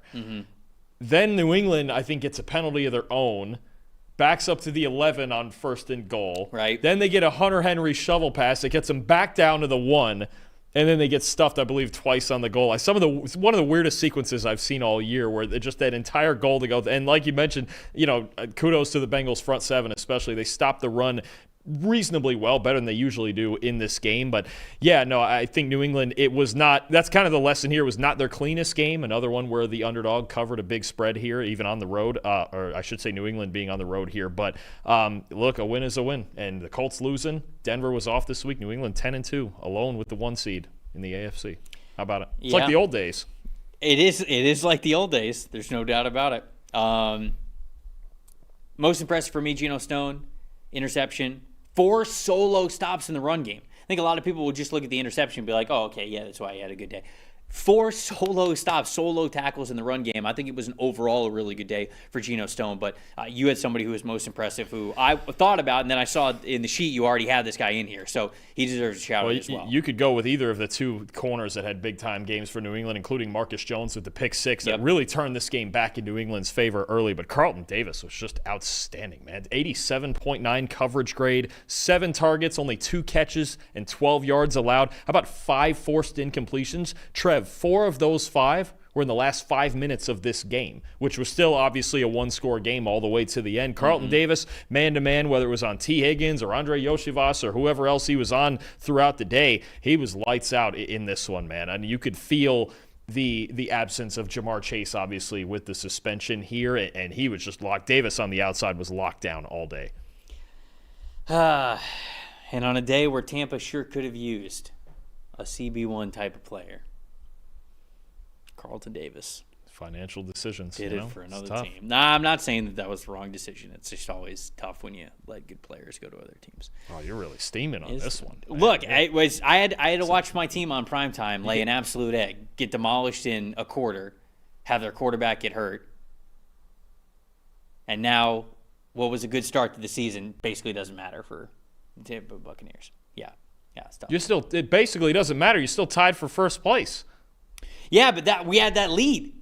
You had the whole lead, the start to the season, the Baker Mayfield MVP talk, all that good stuff. Now here we go. Now it's a 2 out of 3 game series with the Carolina Panthers. That's exactly what it is. They come down head to head. I know what it is. What, are you scared of Bryce Young now? Terrified. You should be. Yeah, I know. Panthers fans in the chat are telling you, I'm sure. I know. Oh, we might not. know. I don't know if we have them there today because it's their games tonight. No, QJ was in the chat. He's saying, "Hey, good. I called the Panthers taking control of the division in the summer." I wasn't sure if they were getting the early Monday pregame going. No, I don't know if I'm not afraid of Bryce Young as much as I am never knowing what I'm getting next with this Buccaneer team. But that's what being a fan is all about. Okay. Anyways, Seahawks and the Titans. Final score of this game was 30-24. The game, however, was not really close. Top 5 graded players that we had for the Seattle Seahawks: wide receiver Jackson Smith-Njigba, chasing history at this point.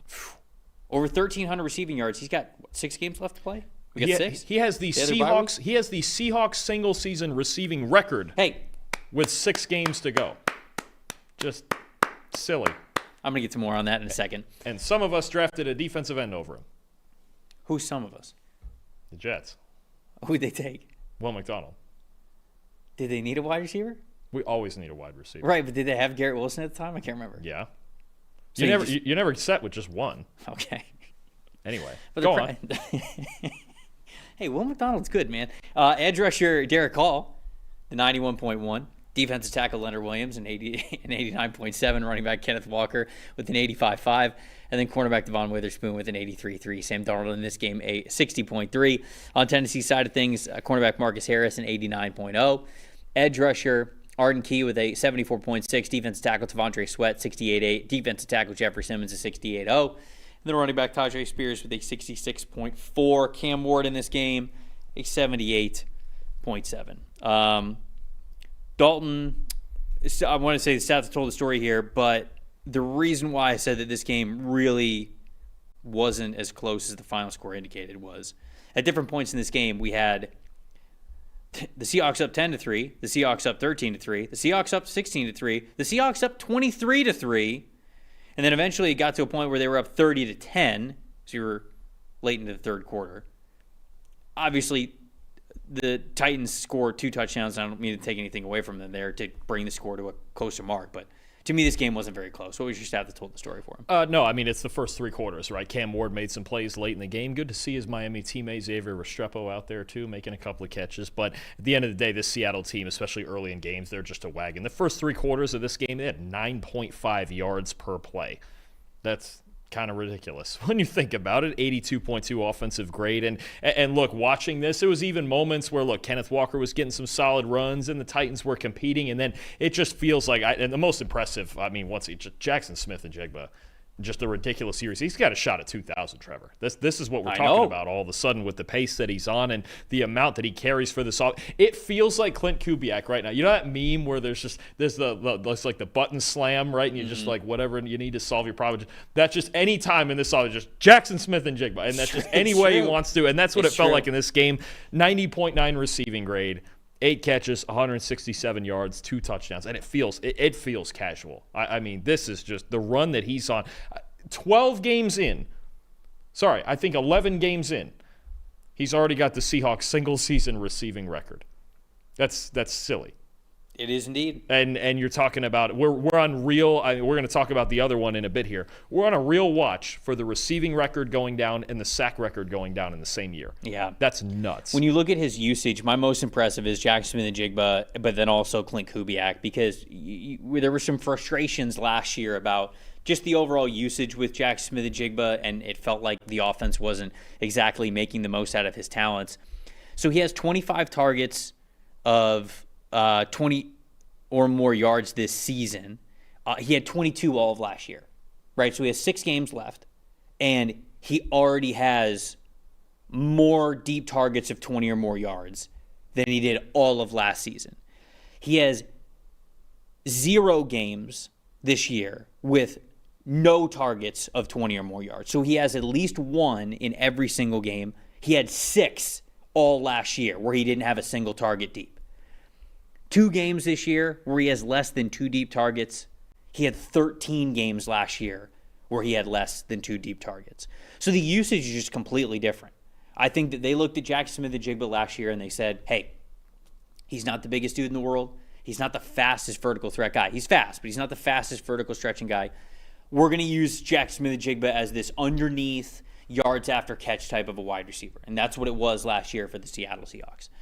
This year, Clint Kubiak's like, nope, he's just good. Why don't we let him do the thing that gets us the most points, which is he runs that way, we throw him the ball pretty far. And that's, I mean, I'm obviously very much oversimplifying it, but they are leaning into this player as their deep target guy, and that's never been what Jackson Smith and Jigba. Well, I mean, like, that's not how he was talked about when he was at Ohio State.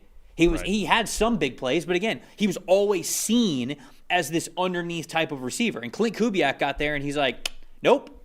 We're going to do something totally different, and I'm going to throw you the ball deep until you show me that you can't do it, and he has yet to do that. So what I love the most about, this is going to sound weird, what I love the most about what's going on with Jackson Smith and Jigba and Clint Kubiak right now is that they're not even using Rashid Shaheed yet. They don't have to.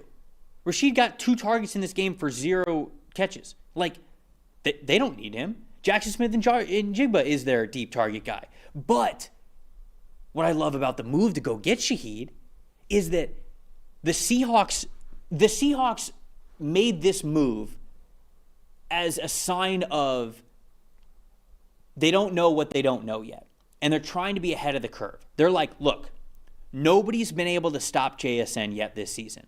But we know, because we respect defensive coordinators enough around the NFL to know that somebody might do it. Somebody's probably, when we get into the end of the season, and specifically when we get into the playoffs, somebody's going to have a game plan where they devote everything to shutting this guy down. And he said, when that happens, Rashid Shaheed's going to be on the other side of the field. And we're going to demand you to cover him one-on-one with a corner. No safety help, nothing. And we're going to throw that guy the ball because he was fantastic at it when Clint Kubiak had him in New Orleans, and that's exactly what he's been good at. So that is what I love the most about JSN's success right now, and pairing that with what they did,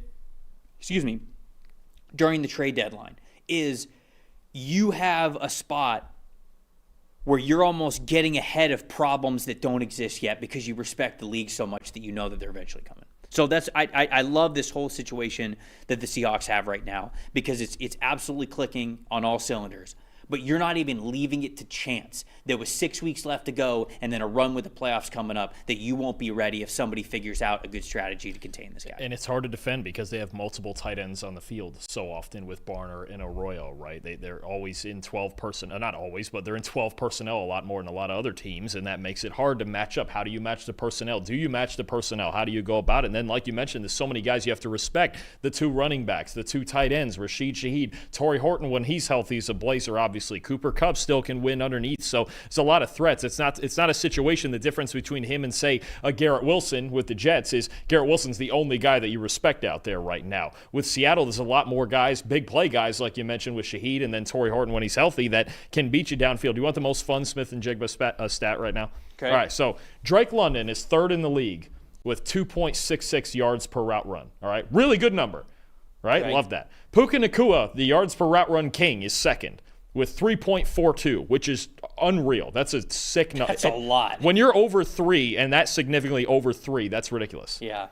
Jackson Smith-Njigba is a full yard above Puka Nacua, 4.42. Which I'm just assuming is I'm not even going to look at it. I'm just going to assume that has to be a record. It's got to be a record. 4.42 yards per route run. A full yard ahead of Puka Nacua when it comes to efficiency there. That's one of the most ridiculous numbers I've ever seen. That's crazy. I've never seen a 4. No. I've seen it in college, not NFL. NFL doesn't happen. Yeah. That's just, I don't even know what to say. That's a level of – because it's not just, he's the target monster. Like, he's 2nd in the league in targets, tied with Chris Olave behind Jamar Chase. It's not like, we've seen other years where guys are getting, they get 200 targets, so they put up these crazy numbers. Mm-hmm. He is by far the most efficient receiver in football. Mm-hmm. It's just insane what he's doing this year. It's him and the offense in general. They scored on their first 5 possessions of the game in the first half. That'll do. They scored on all of them. And they scored on 6 of their first 7 possessions going into the second half. I mean, they're just a juggernaut right now. No one can stop them at the beginning of the games. They have great game plans. They have great execution. They're awesome. My most disappointing is the Titans' run game. Tony Pollard and Tajay Spears, 1.8 and 1.3 yards per carry averages. Now, it's not all on those guys, but that's sort of a stat that you can look at that's a reflection of also the offensive line. The offensive line is not good enough. They don't have the playmakers in the backfield. Cam Ward was fine in this game from what I saw. Obviously, the passing grade and the overall grade were fine in this one, but he's behind the 8 ball when it comes to the rest of the talent that they have on that team. No Calvin Ridley with the wide receivers. Gunnar Helm is young. Elkai Maynor is young. Chimere Dike is young. Xavier Restrepo is young. Like, it's just a bunch of rookies out there trying to make something happen in the NFL. And the Titans are playing a little bit of the what if the college all-stars or like what if you put college players in the NFL? I mean, they basically just got rookies galore that Cam Ward is throwing the ball to, and we're seeing that it's obviously tough to make plays in the NFL when you just have a bunch of young guys. How about DK with another return touchdown though? Gator rate. Is he I was looking at this now. Is he the highest graded? Is he the greatest Gator ever? Yeah, it might be. Oh, he's up there. Second punt return for a touchdown. I was looking at it. If he's the highest. He's the highest graded. He's the second highest graded returner in football this year. Ray Davis is ahead of him, but he's got a lot less returns. I could call DK the best punt returner in football right now. Sure. All right. I don't mind it. Cool with that. Anything else? It's something. You got to find positives in Tennessee. Anything else from this game? Nope. All right. Folks, parents out there, I should say specifically, your job as a parent is filled with all sorts of high-pressure decisions. Sometimes it can be difficult to tell whether you've made the right choice for your kid's future. Here's a simple decision that you can make right now that will have a meaningful impact on your kid's future, and that's opening up a UGMA Kids Investment Account with Fabric to start their investment journey and give them a financial head start. Fabric by Gerber Life was designed by parents for parents to make it easy to plan for and manage your family's financial path. With the Kids Investment Account for Fabric, you guys can start investing in your child's future today. Kids can't invest while they're minors, but a UGMA Kids Investment Account allows you to invest on their behalf, gives their investments so much more time to grow. Whole thing is online. Setting up an account could take you as little as just 5 minutes. Get started investing with as little as $1 a day, and then just manage your child's account. Monitor those investments right from your phone. No contribution limits to it. Multiple tax advantages. It's SIPC insured up to $500,000. There's no commission fees to it. It's just a low, flat monthly maintenance fee. Phones can be used for anything. When they're younger, it's tuition, books, summer camps, after-school activities, good stuff like that. Then when they're older, young adults, maybe you're helping them buy their first house, first car, start a business, whatever that looks like. Join the thousands of parents who trust Fabric to help protect their family. Start investing in your child today at meetfabric.com/PFFNFL. That's meetfabric.com/PFFNFL, MEET fabric.com/PFFNFL. The portfolios are managed by Fort Washington Investment Advisors Incorporated. Additional services provided by Apex Clearing Corporation. All investing is subject to risk. You guys can learn more at meetfabric.com. Eagles, Cowboys. Let's talk about it. Dallas, victorious.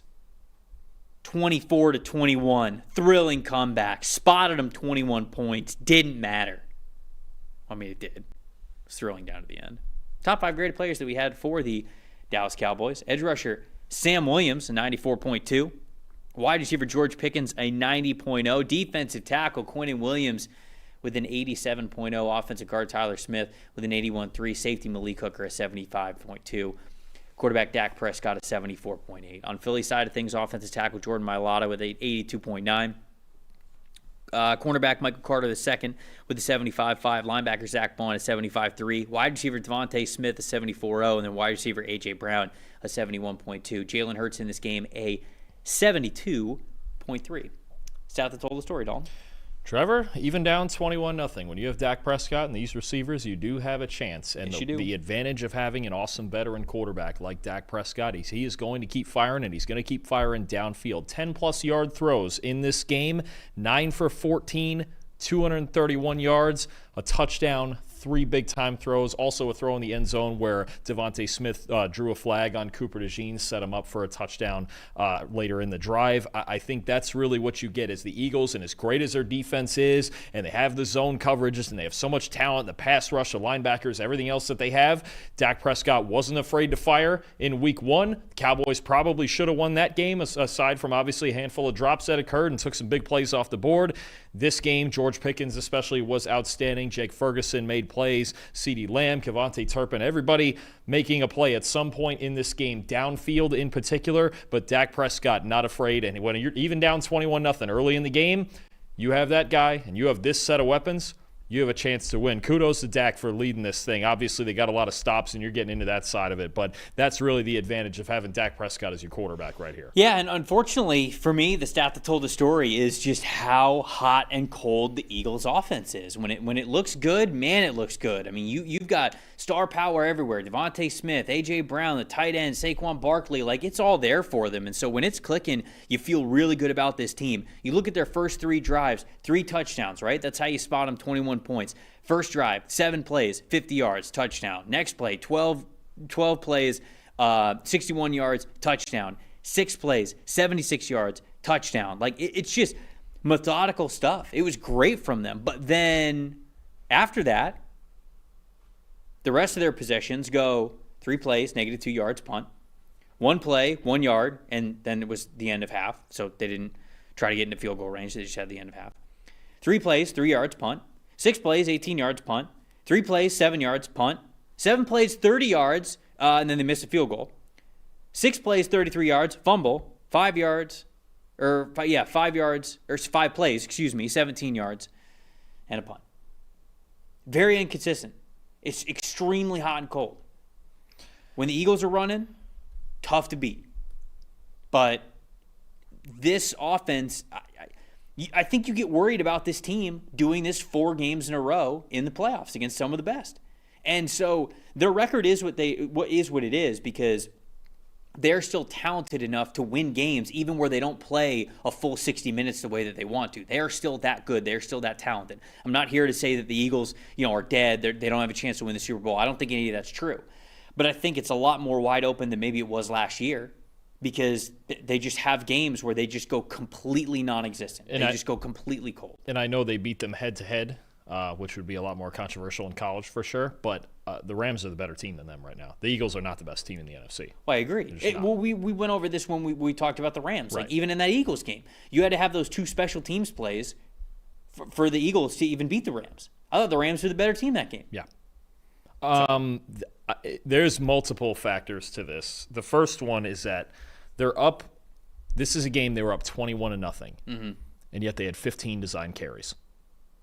Yeah, And I think it's just a weird dynamic right now with the AJ Brown stuff, and like I truly think all of this like goes into it. I really it's all one. But the big problem, I mean, the AJ Brown thing is one thing, but they got him involved early, right? He had but then it's like, we got to keep getting him involved and all of that. When they could have leaned much more on the run game. I'm still. We're done with week 12 just about. And I'm still trying to decide if this is a team that won't run the ball or they can't run the ball, or now it's both. Here's Saquon Barkley. It feels a little bit like both. Saquon Barkley this year, 3.7 yards per carry. Mm-hmm. If you take out one game against the Giants, when he had 150 yards, he's at 3.1 yards per carry. Mm-hmm. That makes me think they can't. Right, I agree. And it's starting to feel like they know it. And you know, and I found something interesting. This is kind of a Cowboys thing too, that I believe it was Landon Dickerson said after the game. He said, you know, they gotten a lot more 5-man fronts in this. Remember for weeks I was begging Matt Eberflus to do something, anything, and he said, well, we hadn't seen it on tape before. Well, they've been doing it the last 2 games before this as well. Against the Cardinals, they had almost 30 snaps where they lined up 5 defensive linemen on the field. Right. Last week, handful of times, Quinnen Williams was in there. The Raiders, you don't really need 5 against the Raiders right now anyway. But through week 8, the Cowboys had run only 17 snaps with 5 defensive linemen on the field. The last 3 games, 60. 22 in this game. Good find. So, I mean, you have that. Not only are they messing with the fronts, finally, thank you, Coach, but also with Quinnen Williams, the difference that Quinnen Williams is making in his defense right now. And this was the test game. Okay, he did it against the Raiders. The D-line looks more rejuvenated right now because I feel like they have a superstar in the middle that they go, oh, okay, well, Quinnen's going to handle his business. Let me handle my business. And those types of players. Like Osa was awesome. They make everybody else better, right? You get that 3-man rotation or at times all 3 of them on the field with Quinnen and Kenny Clark and Osa. You've got Ezraku playing great off the Jadeveon Clowney. You've got guys all over this defensive line playing well right now, but it is centered around, even the linebackers are playing better between Overshone and Wilson being inserted into the lineup, but also when you play better up at the front, it makes your job a lot easier as a linebacker. What a guy like Quinnen, listen, I've been looking at splits for this for years with the Jets. When Quinnen Williams, even when he came off the field for like a drive, the Jets defense would get significantly worse. Mm-hmm. Works the other way too. You add him to this Cowboys. Quinnen Williams is a game changer. And he's changing the game right now for the Dallas Cowboys. And you look at the way that they stopped the run in this game, and then the Eagles just chose not to run the football at times when they got these 5-man fronts. They either checked out of it or they just stopped running the ball altogether. Quinnen Williams is making a huge difference in this front 7, and the great players make everybody around him better. That's the core of it right now. That trade, again, the draft picks are going to be what they are eventually. Right. But what it's done, at least for 2 games for this defense, it's changed the whole picture. Yeah, I think that you're obviously seeing what's worth it for them to do a trade like that. I think the frustrating part might have been like, is it too late this year? Which maybe it is. Maybe the Cowboys don't end up making the playoffs, but certainly you beat the Eagles. If you beat the Chiefs on Thanksgiving, all of a sudden, like, you are pedal to the metal. And this team is starting to believe. Honestly, most impressive to me, Brian Schottenheimer, man.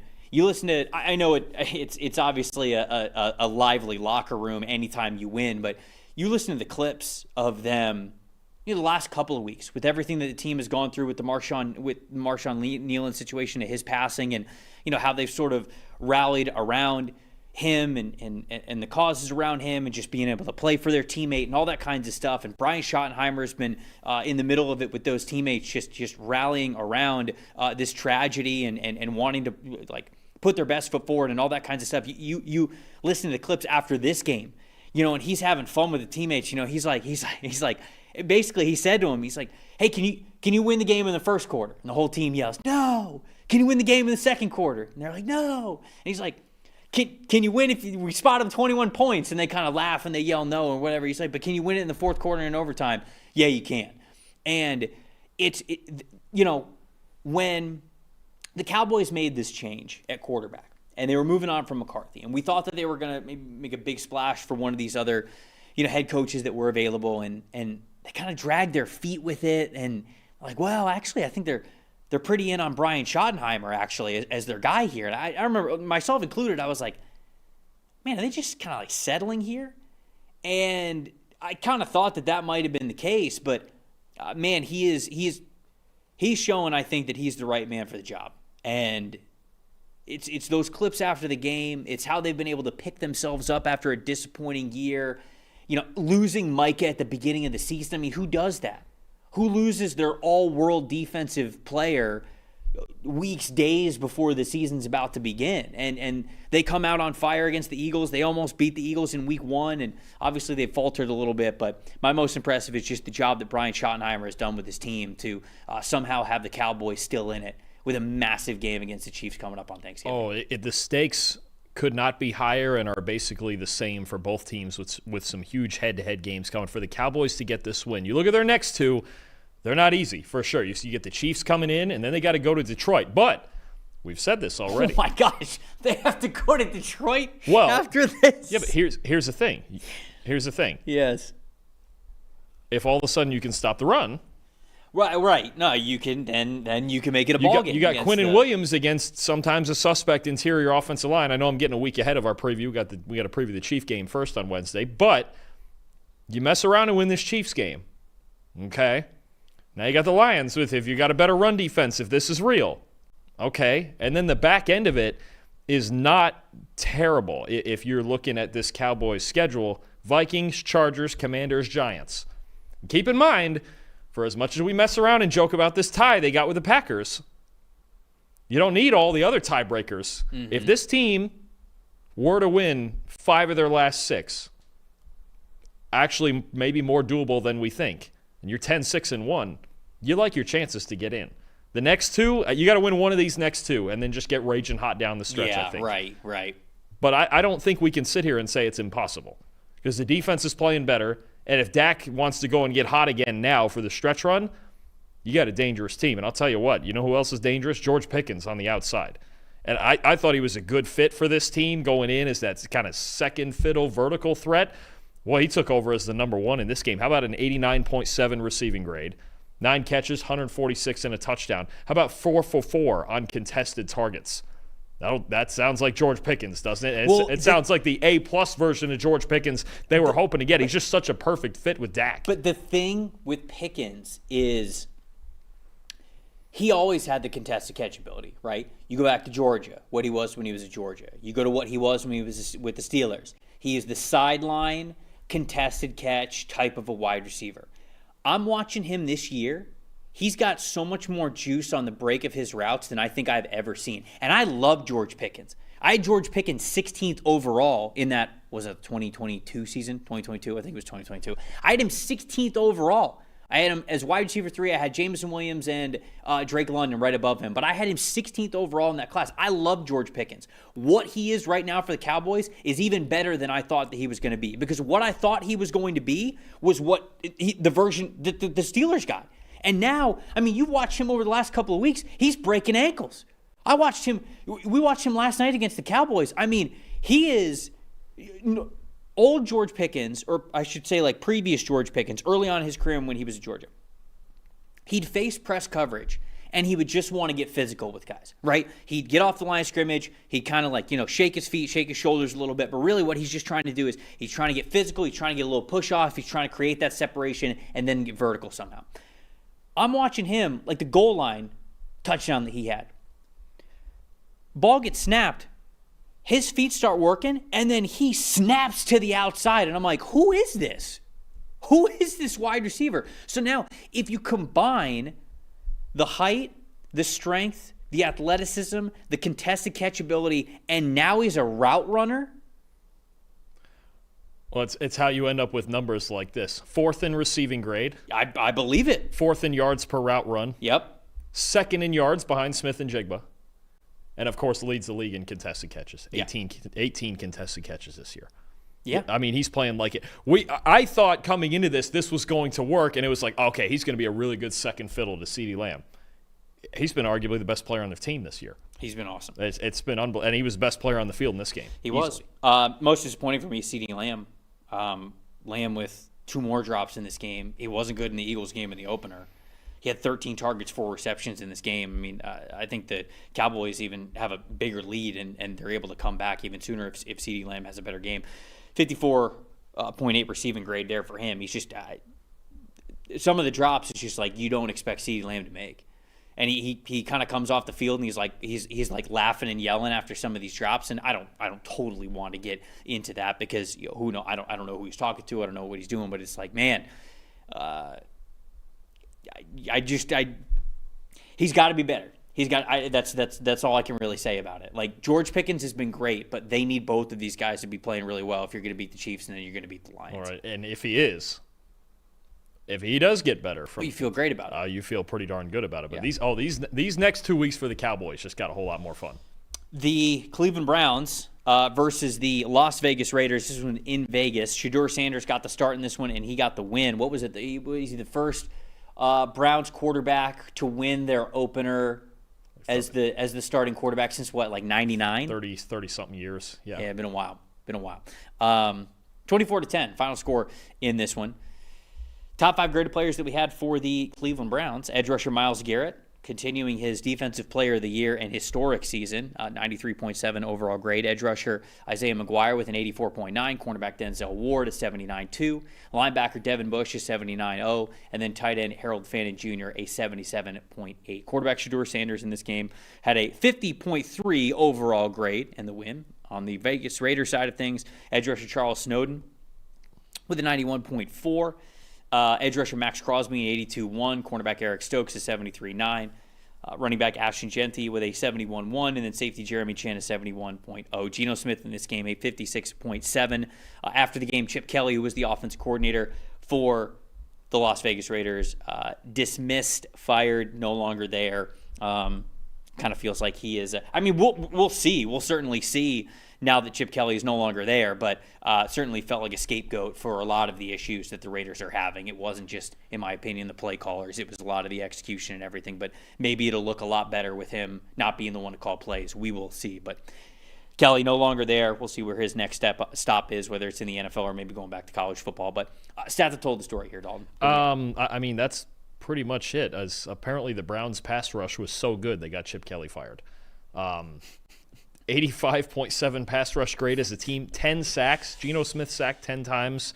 Eight players for the Browns with at least half a sack in this game. About a 75% pass rush win rate.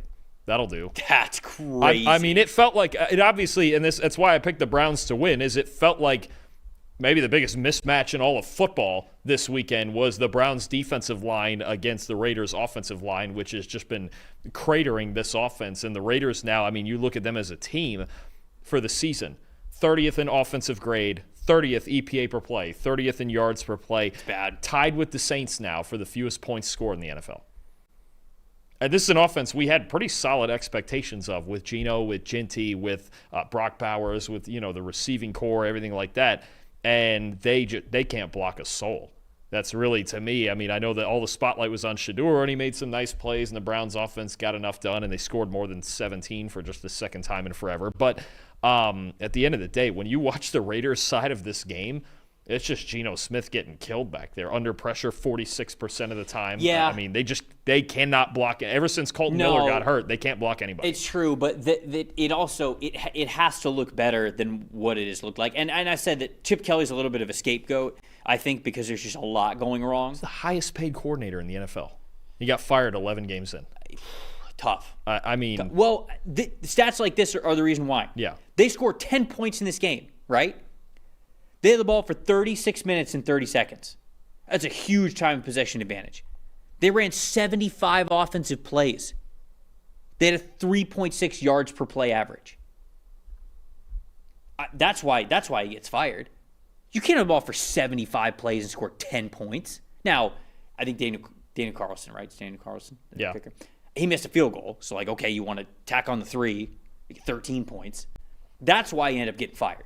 You can't have the time of possession. You can't have 75 plays. You can't get 3.6 yards per play average. At this point, and it's not just this game is the embodiment of it, but through Week 12, the only offenses statistically worse than the Raiders are the Titans and the Browns.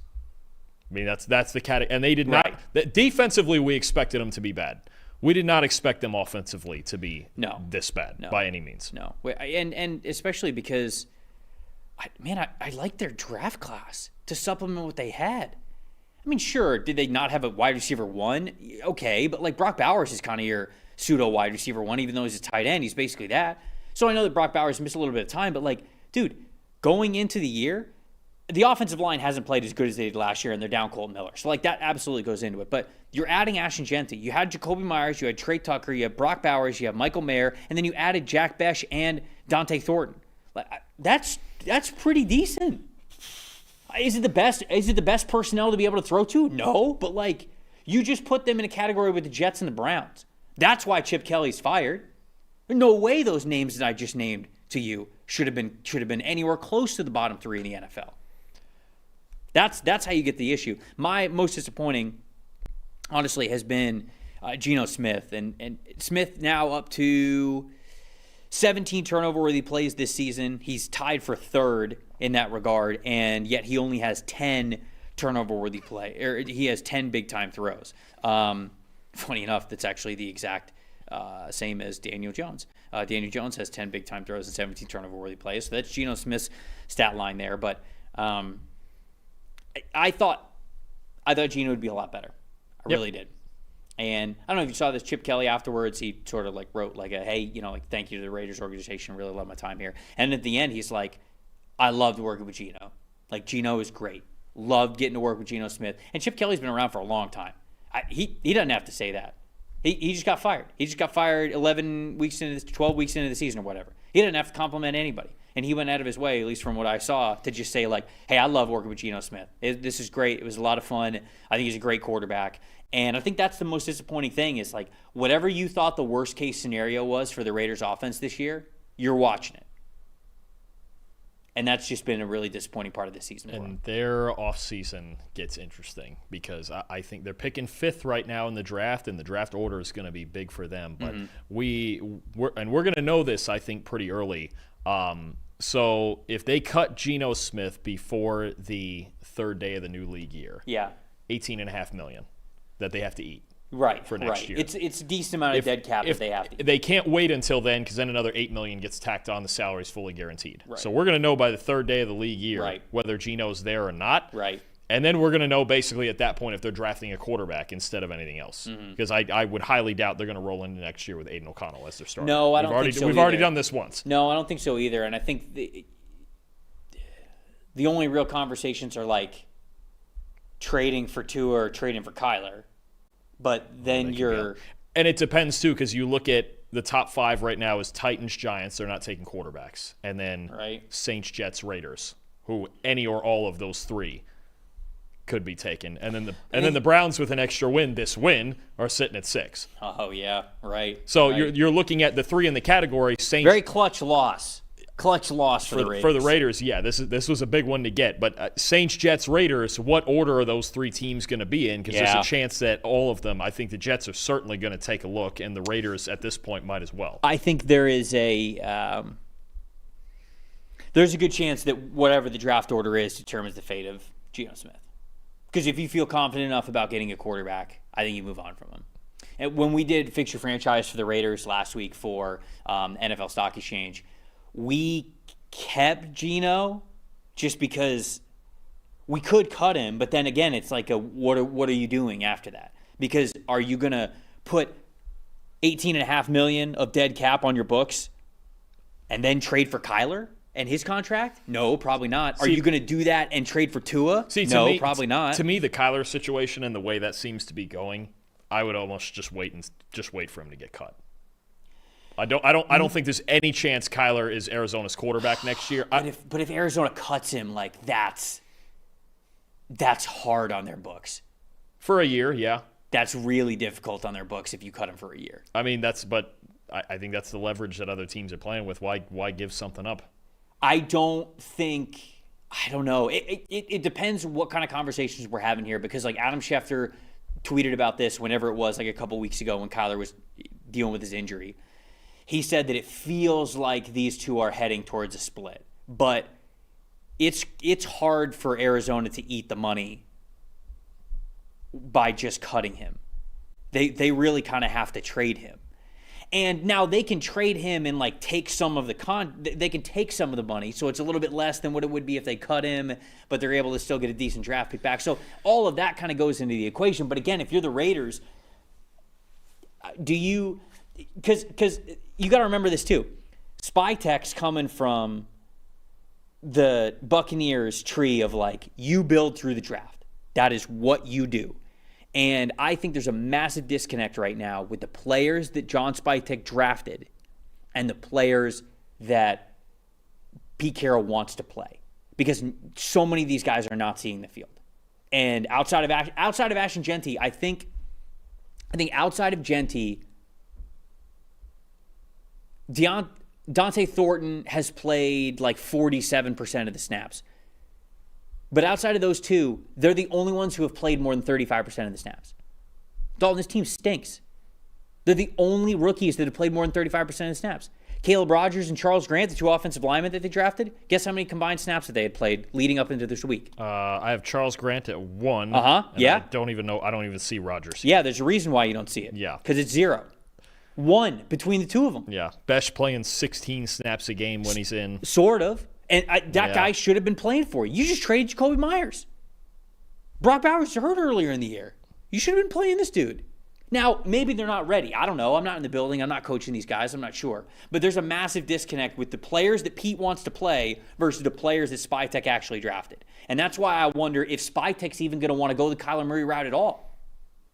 So, going back to the quarterback question, I think there's going to be a lot left to go when it comes to where are they picking. If they are the first quarterback needy team picking, say they're number 3 overall. Yeah, that's what I'm saying. Then you probably lean it more towards. I'm a little tongue in cheek, but like this is a clutch loss. This is a clutch loss. If they mess around and win another game or two and they're picking 8th, they may have to keep Geno just to. That's where we were when we did the exercise last week. It's a problem though, and their other problem is with all the O-line injuries. They're another offensive line injury team. Again, they just can't block a soul. Yeah. They don't have Colton Miller. They don't have Jackson Powers Johnson. TJ Glaze has been worse this year. They just don't have. I think, didn't Jordan Meredith get hurt in this game? He did, I don't know what his injury was. That's really, they're just one of the teams where I go, they can't block anybody. And until they can do, that's going to be your argument of, well, should they draft more offensive linemen and figure it out? That probably, yeah. The Raiders are at a tough spot, and I think a lot tougher one than anyone thought. And there is, like, if you believe in Caleb Rogers and Charles Grant at all, 2 of the offensive linemen that they drafted last year, if whoever's the new coach staff, if they get a new coach staff, like actually believes in those guys, well, then you have 2 players that you're okay with. You have Jackson Powers Johnson. If you draft one, they have enough money. They could sign like an offensive, like they could be an Elijah Vera Tucker team. You know, that's good. Maybe you go get a Wyatt Teller, right? Something like that. So like, they have the ability to make a couple of changes, actually have some young guys that you like, and then maybe they're drafting one of these offensive tackles at the top of the 2nd round or something. All of a sudden, this offensive line looks, and you plug in a healthy Colton Miller, the offensive line can bounce back pretty quickly. But you gotta and they got to figure out who they want, because now they need an offensive coordinator. Yeah, it's true. And, right. Yeah. Side note here from the other side of this game, Kevin Stefanski did announce that Shedeur Sanders is going to start at home next week against San Francisco. And he should, right? I mean, like, he absolutely should. Shedeur wasn't good last week. It was better this week than he was the previous week. Yeah, but one big mistake, but yeah. But, like, Shedeur gives you a better chance to win than Dylan Gabriel, concussion or not. So, and again, you kind of know what Dylan Gabriel is. He's not going to be any different this year going into the offseason. So what you have to evaluate with Dylan Gabriel is kind of already there. You might as well, and we've been saying this the whole time, you might as well get a good look at both of these guys.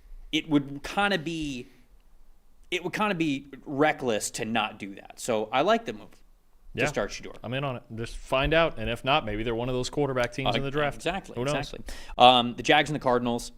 The Jags win this game in overtime, 27-24. Top 5 graded players that we have for Jacksonville in this game. Tight end Brenton Strange back in the lineup, 90.8 overall grade. He is such a key part of what they do. He really is. Running the ball, obviously as a receiver as well. He's just such a key part of them. Cornerback Jarian Jones is an 78.9. Wide receiver Parker Washington, 78.1. Safety Ryan Lane III with a 77.9. Wide receiver Jacoby Myers is 73.6, and then Trevor Lawrence is 63.9. On Arizona's side of things, Yalda Froholt, their center, with a 77.1. Safety Budda Baker, a 77.5. Edge rusher Zaven Collins, a 76.7. Wide receiver Michael Wilson, another massive day for him, 72.7. Defensive tackle Calais Campbell with a 68.1, and then Jacoby Brissett, a 64.4. Stat that told the story, Dalton. So there's a handful of things here, but at the end of the day, I was watching this game through again and just almost wondering how Arizona lost this game. They just didn't take advantage of any of the million. They're +4 in the turnover department. They got 4 turnovers. Yep. They only scored on 2 of them. Yeah, and then 2 of them, 2 of the picks were punts afterwards. Right, and you had the one was a defensive score from Walter Nolan. So you had 3 times your offense got the ball after an interception, and they only scored Field once. goal, right? Yeah. And no, they scored a touchdown once, touchdown at the end? and then they got a field goal on a different one. They only went one. They only scored once. I think it was. That's what I'm saying. It was the field goal, right? No, I think there was a touchdown off of that one. Let me look at it again. I don't know if you're right, because I thought the touchdown was the Walter Nolan one. No, but there was that was a fumble though. It went interception. They had an interception that was a punt. The next possession was a punt. They had an interception. The next possession was a punt. So they didn't get any points off of that.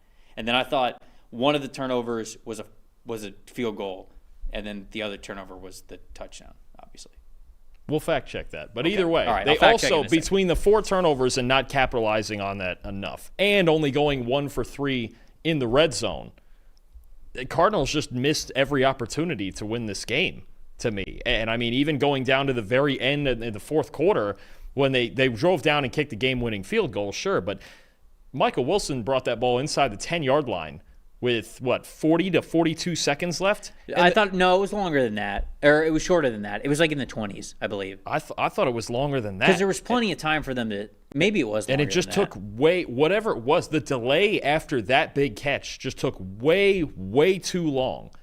And then they settle inside the 10. Plus, they had a 33-yard field goal that they missed earlier in the game in the second quarter. I mean, you're looking at a lot of missed opportunities. Here we go. Off of Trevor Lawrence's 3 interceptions.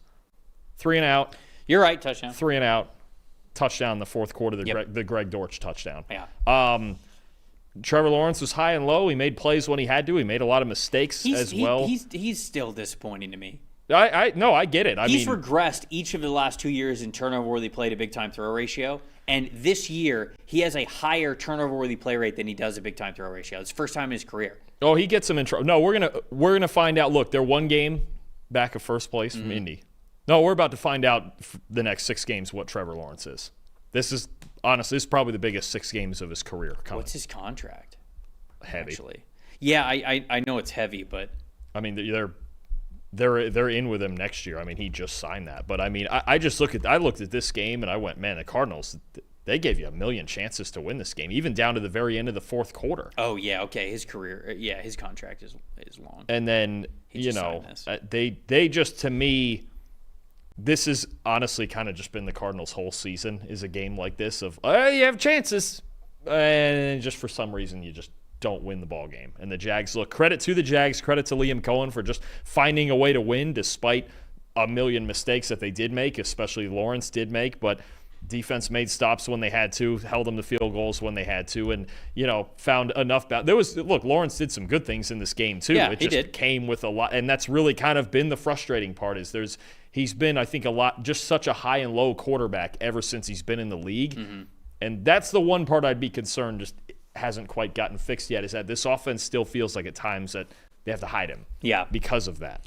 Devin Lloyd was excellent in this game. I think he's having a fantastic year. He's hitting free agency. What a hell of a time to have a contract year for him. 82.3 run defense grade, 90.6 pass rush grade. He is just consistently attacking the pocket at a really high level. He struggled a little bit in coverage. He gave up 3 catches for 3 first downs, but that's why his coverage grade's a little bit lower. But he's still a linebacker who could truly do it all. So I continue to be very impressed with Devin Lloyd. My stat that told the story was honestly the Cardinals' run game. Now, I get it. They don't have Trey Benson. They don't have James Conner. Like, it's worth mentioning. It is. But 55 total rushing yards for this team. You talk about a team that needs to draft O-linemen. Arizona Cardinals, man. The way that I look at it right now, they have one guy who is guaranteed to be starting next year on their offensive line. Yep. And that's Paris Johnson Jr. Will Hernandez is a free agent.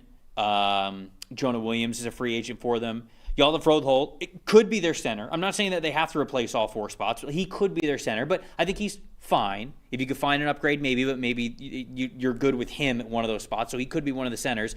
Evan Brown, I don't think should be a starter for you next season. And then you have Isaiah Adams, who I think could be a starter at guard for you, but he's been very up and down as well. So to me, this is a team that desperately needs offensive line help. I thought that last offseason, and they did not make any moves along the offensive line. Now, I can't really discredit the moves that they make. They drafted Walter Nolan. They drafted Will Johnson. Like, these are really good football players. They spent this whole offseason getting better on defense. And they got a lot better on defense. Right. It has its flaws. They've had injuries at corner, and they still linebacker is the other biggest need on this team. It is, but like Cody Simon's playing better, and you can't fix everything right off the bat. Right? Yeah. So they've got Budda Baker. Jalen Thompson's playing well. They have DTD behind him. You've got Garrett Williams. You've got Max Mellon. You've got Will. There's at least talent. Will Johnson. Yeah. Sean Murphy-Bunting is on the non-football injury list. You have the defense. Like, I think the defense is good, but this team needs help on the offensive line, and I think that was another factor here. We're going to see come the offseason, depending on where they're picking, probably 80% of Cardinals mock drafts, you're going to see one of those right tackles. Just offensive line. It's just going to – Well, there's a lot of right tackles in this class. There's a lot of right tackles in this class. So that's that's something that it will be – that'll be the case, is the offensive line's going to have to get fixed unless – again, who knows what's happening with this quarterback situation. Yeah, that's true. Anything else on this one before we move on? Just throwing out there that, look, to me, I know the run game's been good, all of that. Brenton Strange, I think, is actually the key to this whole Jags offense.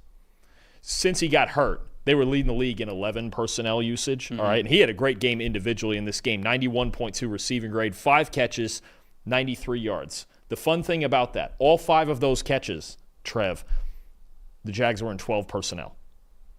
They when Strange was hurt, they couldn't get in 12 personnel. They use 12 personnel now in this game on half their plays. With them being so short at receiver, no Brian Thomas, no Travis Hunter.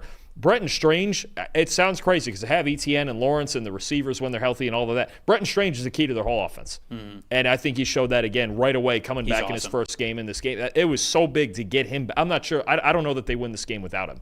I agree. That's what Liam Cohen wants to be, and he wants to be in 12. Yep. You've got him. You've got Hunter Long. You have Johnny Munt. But you could feel the difference strategically in this offense without Brenton Strange. It is so good to have him back and have him out there, and Liam Cohen can really use the full depth of his offense now.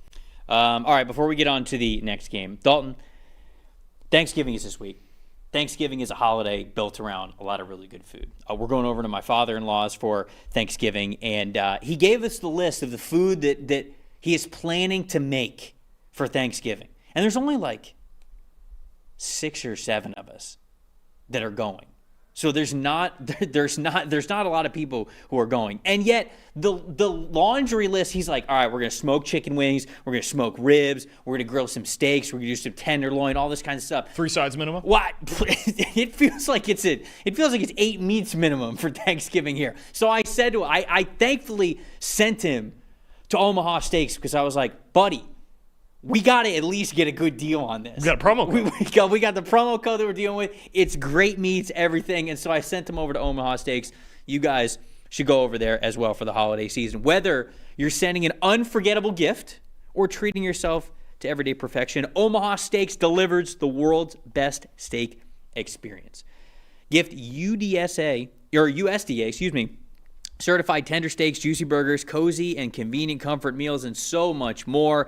Now, during their cyber sale, you can get 50% off site-wide. That's what we had to do for all the food that we're making on Thanksgiving. I'm not going to complain, to be honest with you. I love it. And an extra 20% off select favorites at omahasteaks.com. Don't miss the best deals of the season. Exclusive limited time offers. Plus, our listeners get an extra $35 off with the promo code PFF at checkout. See terms that apply, and see the site for details. Like I said, I'm honestly, like, I'm giving him crap, but I'm so excited about what we're doing for Thanksgiving. He like, over the last couple of years, he got a smoker, and so all the time he's just like, oh yeah, I'm gonna smoke chicken wings. Oh yeah, we haven't done ribs yet. Oh, you got to smoke ribs. I know. Well, he is for Thanksgiving. The wings are great. Smoked wings are awesome. Phenomenal.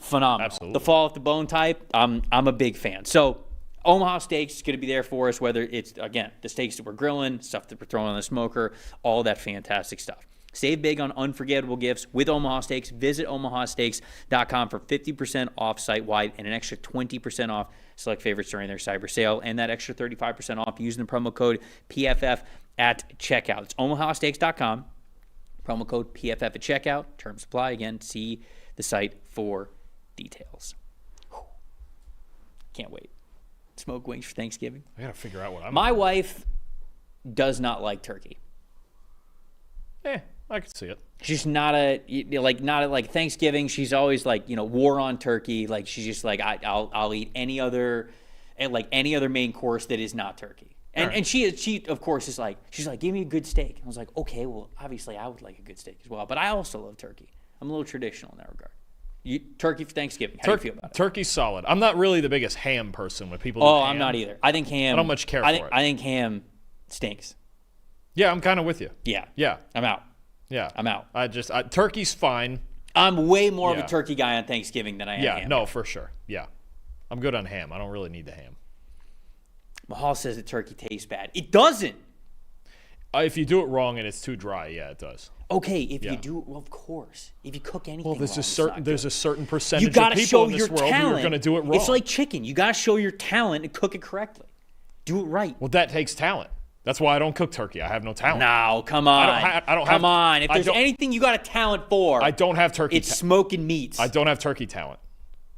No, I believe in you. You don't. Steak, chicken. I could do the wings. I could do a lot of other things. Okay. I don't have turkey talent. That's a different talent. I love turkey on Thanksgiving. I'm a turkey guy. That's like, and if you want to say like, oh, you got to put like gravy on it for it to be good, I don't care. I'm gonna put the gravy on it. That's like, listen, even when I'm not going down to Florida this year for Thanksgiving, I'm doing Christmas. But even then, my mom and my aunt were the only people that touched the turkey. They have the turkey talent. None of us do. We don't have it. Now, you inherited that. Again, I believe you. I believe it's going to take some work. Falcons and the Saints, NFC divisional matchup here. Atlanta wins this one 24-10. I told you that was going to happen. You didn't listen to me. I told you a lot of other things. No, you didn't listen to me. I tell you other things, and you don't listen. Good.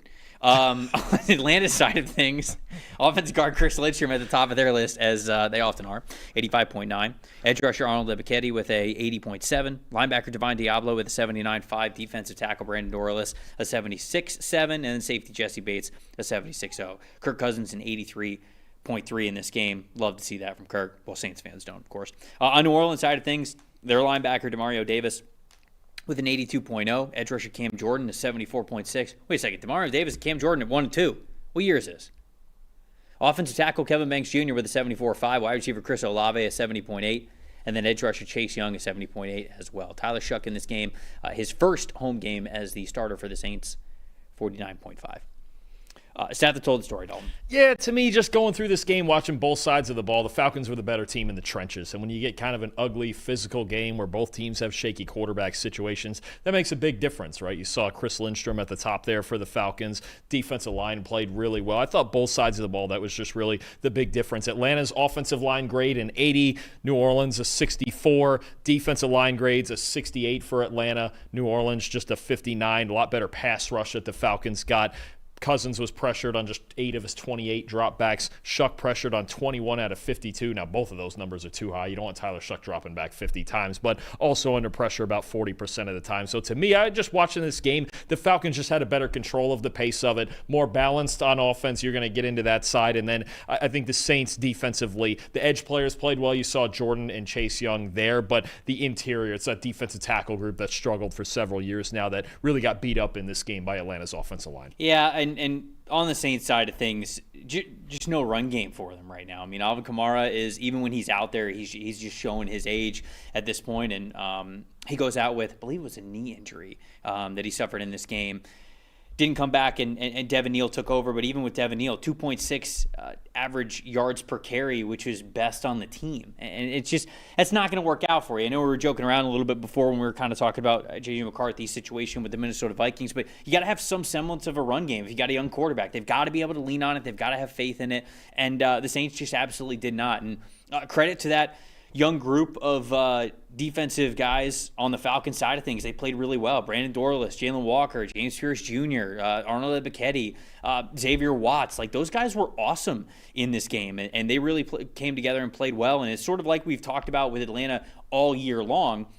There's going to be games where they look great, when the young guys all bring it together and they're all playing cohesively, you feel good about where this team is going. And there's also going to be grades where they look like a group of young defensive players and they're not going to play so well. And so this was one of those games that was a good game for them. And it's really nice to see them go on the road and be able to play well as a group. But I think that run defense was a big area that they emphasized in this game. They said, hey, we're going to stop the run and we're going to make Tyler Shuck beat us. And we feel pretty good about that, especially if he's going to attack our safeties in Jesse Bates and Xavier Watts. So I thought it was the right game plan for the defense in Atlanta, and I thought they played very well. I also thought that Kirk Cousins played pretty well in this game. 16 for 23, 199 passing yards. He had that 50-yard touchdown bomb to Darnell Mooney. I didn't know he still had that in him with his arm. No Drake London in this game, but I thought he was fantastic. 94.1 play action passing grade, 93.1 passing grade versus the blitz.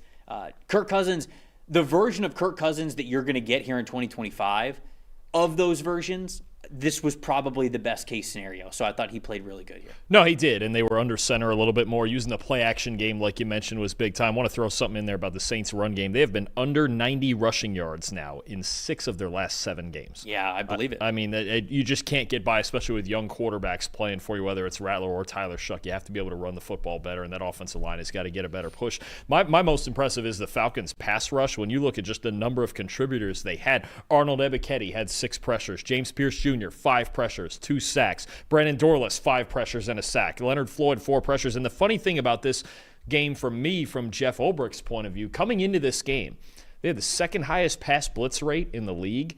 This was by far their lowest blitz rate of the season. The Falcons, only 20% of the time, when they were hovering up in the mid-40s for most of their games this season. So kind of dialed it back and let the front 4 do the work. And they had more faith in those young guys. Absolutely, and they should, right? Pierce has been good. Dorless, you mentioned Jalen Walker as well, a little quieter in this game when it comes to the pass rush, only 1 pressure. But he graded well overall. Absolutely. He's been probably a better run defender early on than we thought he would be here. But the number of contributors they're getting in this pass rush, they set out this offseason to fix that. They certainly have done that. This pass rush has been really good, and getting a more aggressive defensive coordinator in Jeff Ulbrich has helped too. But he laid off the gas a little bit, and his front 4 dominated this game. Most disappointing for me was Kyle Pitts. He had the drop in this game, only 2 catches, 5 targets. It's just, when Drake London's out of this lineup, you figure that Pitts is supposed to be the guy who you want to step up. And I think we're far enough removed now from the draft to be like, oh, he was the number 4 overall pick for you. It's like he's not that player. And even here in 2025, you have an opportunity to really step up with Drake London out. This should be your time to shine, and it's not. And that's just really disappointing from a talented player that just feels like leaves a lot of meat on the bone from what we saw at Florida and his potential there. So that was my most disappointing. Anything else in this one before we move on? Nope. All right. Last game, we're turning the clock back to Thursday Night Football. The Buffalo Bills took on the Houston Texans. Houston won this game 23-19. Top 5 graded players that we had for the Houston Texans. Safety Kalen Bullock, another interception in this game, an elite 92.4 overall grade. Will Anderson Jr. If Myles Garrett wasn't having the year that he is, this dude would be right there for Defensive Player of the Year. We've got some edge rushers having some sick years. I mean, he is even awesome. His teammate, man. Even Danielle Hunter, who's I think just barely off of this list because of his run defense. I mean, just freaks at this Houston defense. 91.3 overall grade for Will Anderson. Offensive guard Ed Ingram with an 84.3. Offensive tackle Trent Brown an 82.4. Cornerback Kamari Laster with an 80.3. And then Davis Mills a 66.8 overall grade. On the Buffalo Bills side of things, their safety Jordan Poyer at the top of their list with a 78.5. Edge rusher Greg Rousseau a 74.4. Offensive guard David Edwards a 71.9. Edge rusher Joey Bosa a 69.0. And then defensive tackle Daquan Jones a 68.9. Josh Allen in this one a 55.6 overall grade. Stats told the story, Dalton. I've got some wild splits for you that really, to me, puts a cap on how much time Josh Allen had to work, okay? And 2.5 seconds is always that magic number for us, right? Yep. When things start to get a little unstable. Here we go. Josh Allen in 2.5 seconds or less, when he gets to release the ball in 2.5 or less, all right? 21 for 24, 205 yards, 2 big-time throws, and a 90 passing grade, all right? That'll do it. That'll do it. If you can get rid of the ball before the pass rush gets there, then we're looking pretty darn good, Josh Allen. When you get past that 2.5 second mark in this game, 3 for 10, 48 yards, 2 interceptions, 8 sacks, all 8 sacks. Ooh, yeah. And a 25 passing grade. Now, that might sound like, okay, it's a protection problem or it's a Josh Allen problem or something. When I went back and watched this Friday, the day after, I'm watching this, and I'm watching Allen have to hold the ball, and he's getting hit, and it's beyond the 2.5 seconds. He's writhing on the ground in pain, and I'm watching this the outside, and it's not easy to get open against this Texans secondary. It's maybe the best defense in football. Right. The Bills have a wide receiver problem. Dalton Kincaid was not in this game. Nobody's open. And the Texans, once again, maybe not through full tilt man coverage across the board, but on the outside, some match things, run some 3-seam. They got a good amount of that going, a little bit of cover one in some big spots. Mm-hmm. Just like last year, the Texans were not afraid in two areas. One, outside the numbers. If you saw a Bills receiver line up outside the numbers, he's getting pressed man from Stingley or Lassiter. Don't care. We're winning that battle.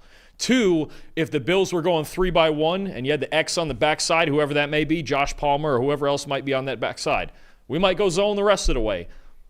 That one guy's getting locked down. You're not getting a one-on-one. You're not winning that one. The Bills and the first, Kincaid not playing was huge. Yep. Because he's been their best receiver this year. Coleman didn't either. Healthy scratch, second week in a row. The lack of development, and who knows what's going on with Keon Coleman in future years, right? This team missing a number one receiver, a real number one receiver that just about every contender has. Some of them have two of them. Get matchups like this, it kills their offense. I think even when you play in a secondary like Kansas City, it's going to kill your offense. Mm-hmm. You're going to have a problem. The Colts are covering better lately with Sauce Gardner. You got to have guys who could get open. Right. There's no question. Here's the problem. Without Kincaid there and without the scheming that comes with Kincaid on the field and the personnel matching and all that, straight up, as simple as it sounds to say, they don't have guys who can get themselves open. Yeah. And when the Texans, at any point, again, it wasn't just, we're going to switch to being a whole cover one defense across the board. But anytime those last two guys on the outside, if they're outside the numbers, and especially the X on the backside of certain formations, they're getting Stingley and Lassiter. And they're getting them right in their grill, and they're not getting open. That was a huge problem for me. So then when they're not open, Allen's got to hold the ball. You get 8 sacks beyond that 2.5 second mark. We're a train wreck. The Bills have multiple problems when it comes to trying to contend for a championship. One is their defense. And they gave up 23 points here to Davis Mills. Not great.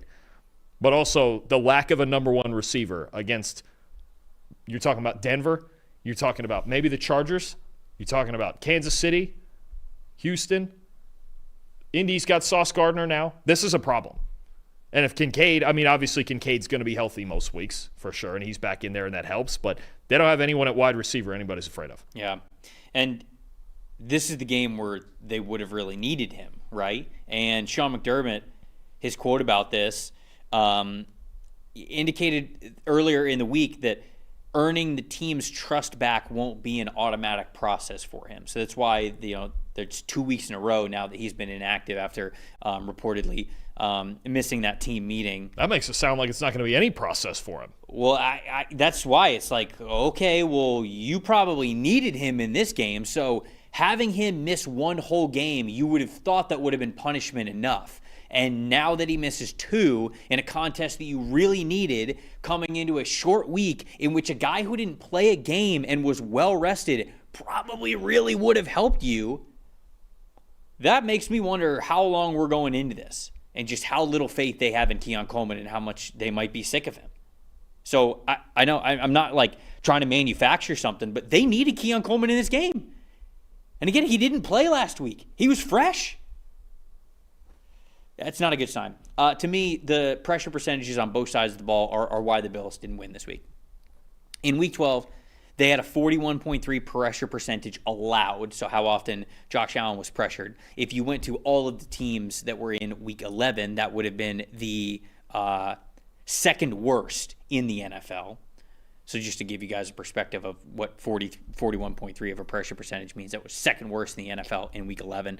And then pressure against Houston, 20.3, that would have just been that would have made Houston's offensive line look like a top 8 unit in the league if we look at Week 11 stats. And obviously I'm looking at Week 11 stats because I was filling out the notes for Week 11 because we had this game on Thursday. So that's not going to get it done on either side of the ball. You fail to protect your quarterback against pressure, and you fail to generate pressure against the Houston Texans yourself. To me, the Bills lost this game because they lost in the trenches on both sides of the ball. They were the worst team of the two. They were the worst team in the trenches on both sides of the ball. You're never going to win like that. Houston defense continues to be so impressive to me. They are number one in the NFL, which is 16.5 points allowed. They have an 80.9 overall defensive grade. That is fourth in the league. And they will get C.J. Stroud back at some point, we think. They're going to be healthier. Their offensive line's playing a lot better right now than it was in the beginning part of the season. They are 2 games out of the division.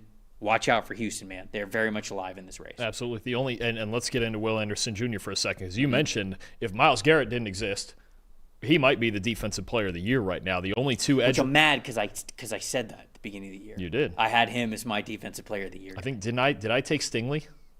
I think I took Derek Stingley. we both picked, yeah. All right, so we got the right Texas team. Guys. We did get the right team. We almost got the right team. Well, you're right. Look at the edge rushers right now. Technically, we were both wrong. Highest graded edge rushers: Myles Garrett, Micah Parsons, Will Anderson. Yeah. If you don't already have Anderson in that category in your head of one of the elite edge rushers in the league, he's there. Put him there. Yeah. Because it's not just good young player anymore. He is one of the most dominant players in football. And then you have Danielle Hunter on the other side, 8th in those rankings, also just a freak of nature. And when you look at pass rush grade, 2 of the top 6 guys in the NFL right now. It's just ridiculous what they can do with just a 4-man rush. They don't have to blitz you at all. They can get in man on the back end. They can get in zone. Got a talented secondary that turns the ball over. The linebackers look really good, too, in run defense. So I think you look at this Texans defense and you just go, man, offensively, just give them a chance. They've only given up 20 points. 20.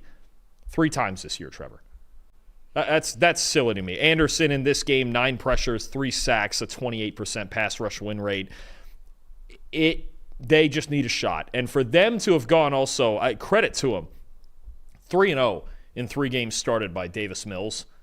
I mean, how valuable has he been to their success? Just doing just enough to get wins for this defense, including in their highest scoring game of the year against Jacksonville, that big comeback they had a couple weeks ago.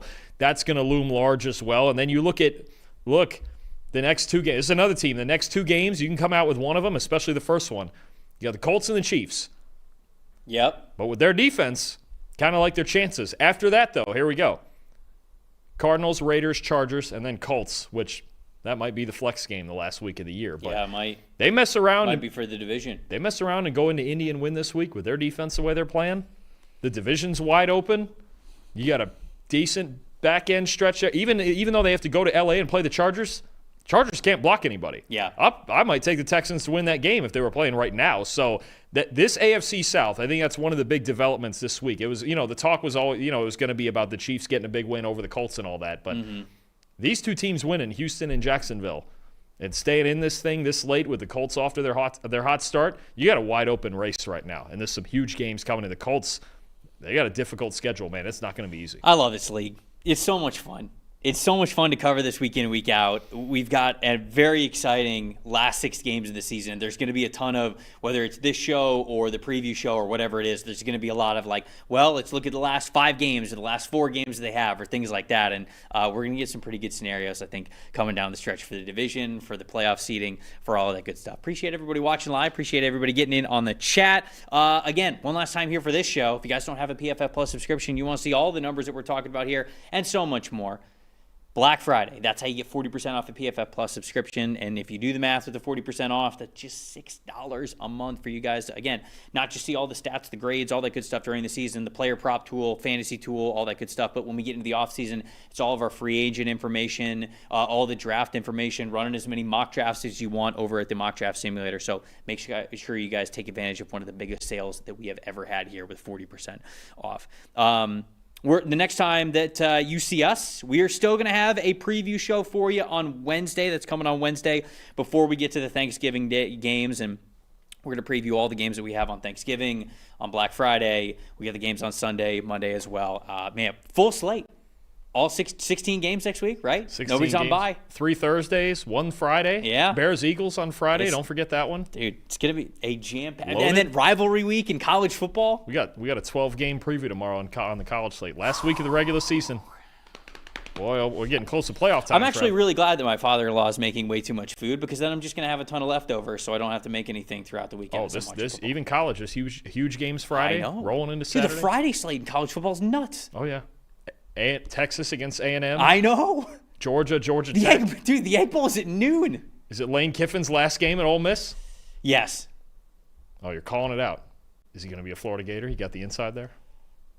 I don't know. Who knows? Nobody knows. Nobody knows. Lane doesn't even know at this point. He might not. We're going to see. Man, oh man. Lane Kiffin's last game. Got NFL games, all that good stuff. But we got the preview show that we got on Wednesday. That was how I actually intro what we were just talking about there. We'd love for you guys to tune in on Wednesday, 1 o'clock, same time. We'll see you guys then. For everybody who's producing the show behind the glass for Dalton Wasserman, I'm Trevor Sikkema saying thank you guys so much for watching the PFF NFL show. See you guys on Wednesday.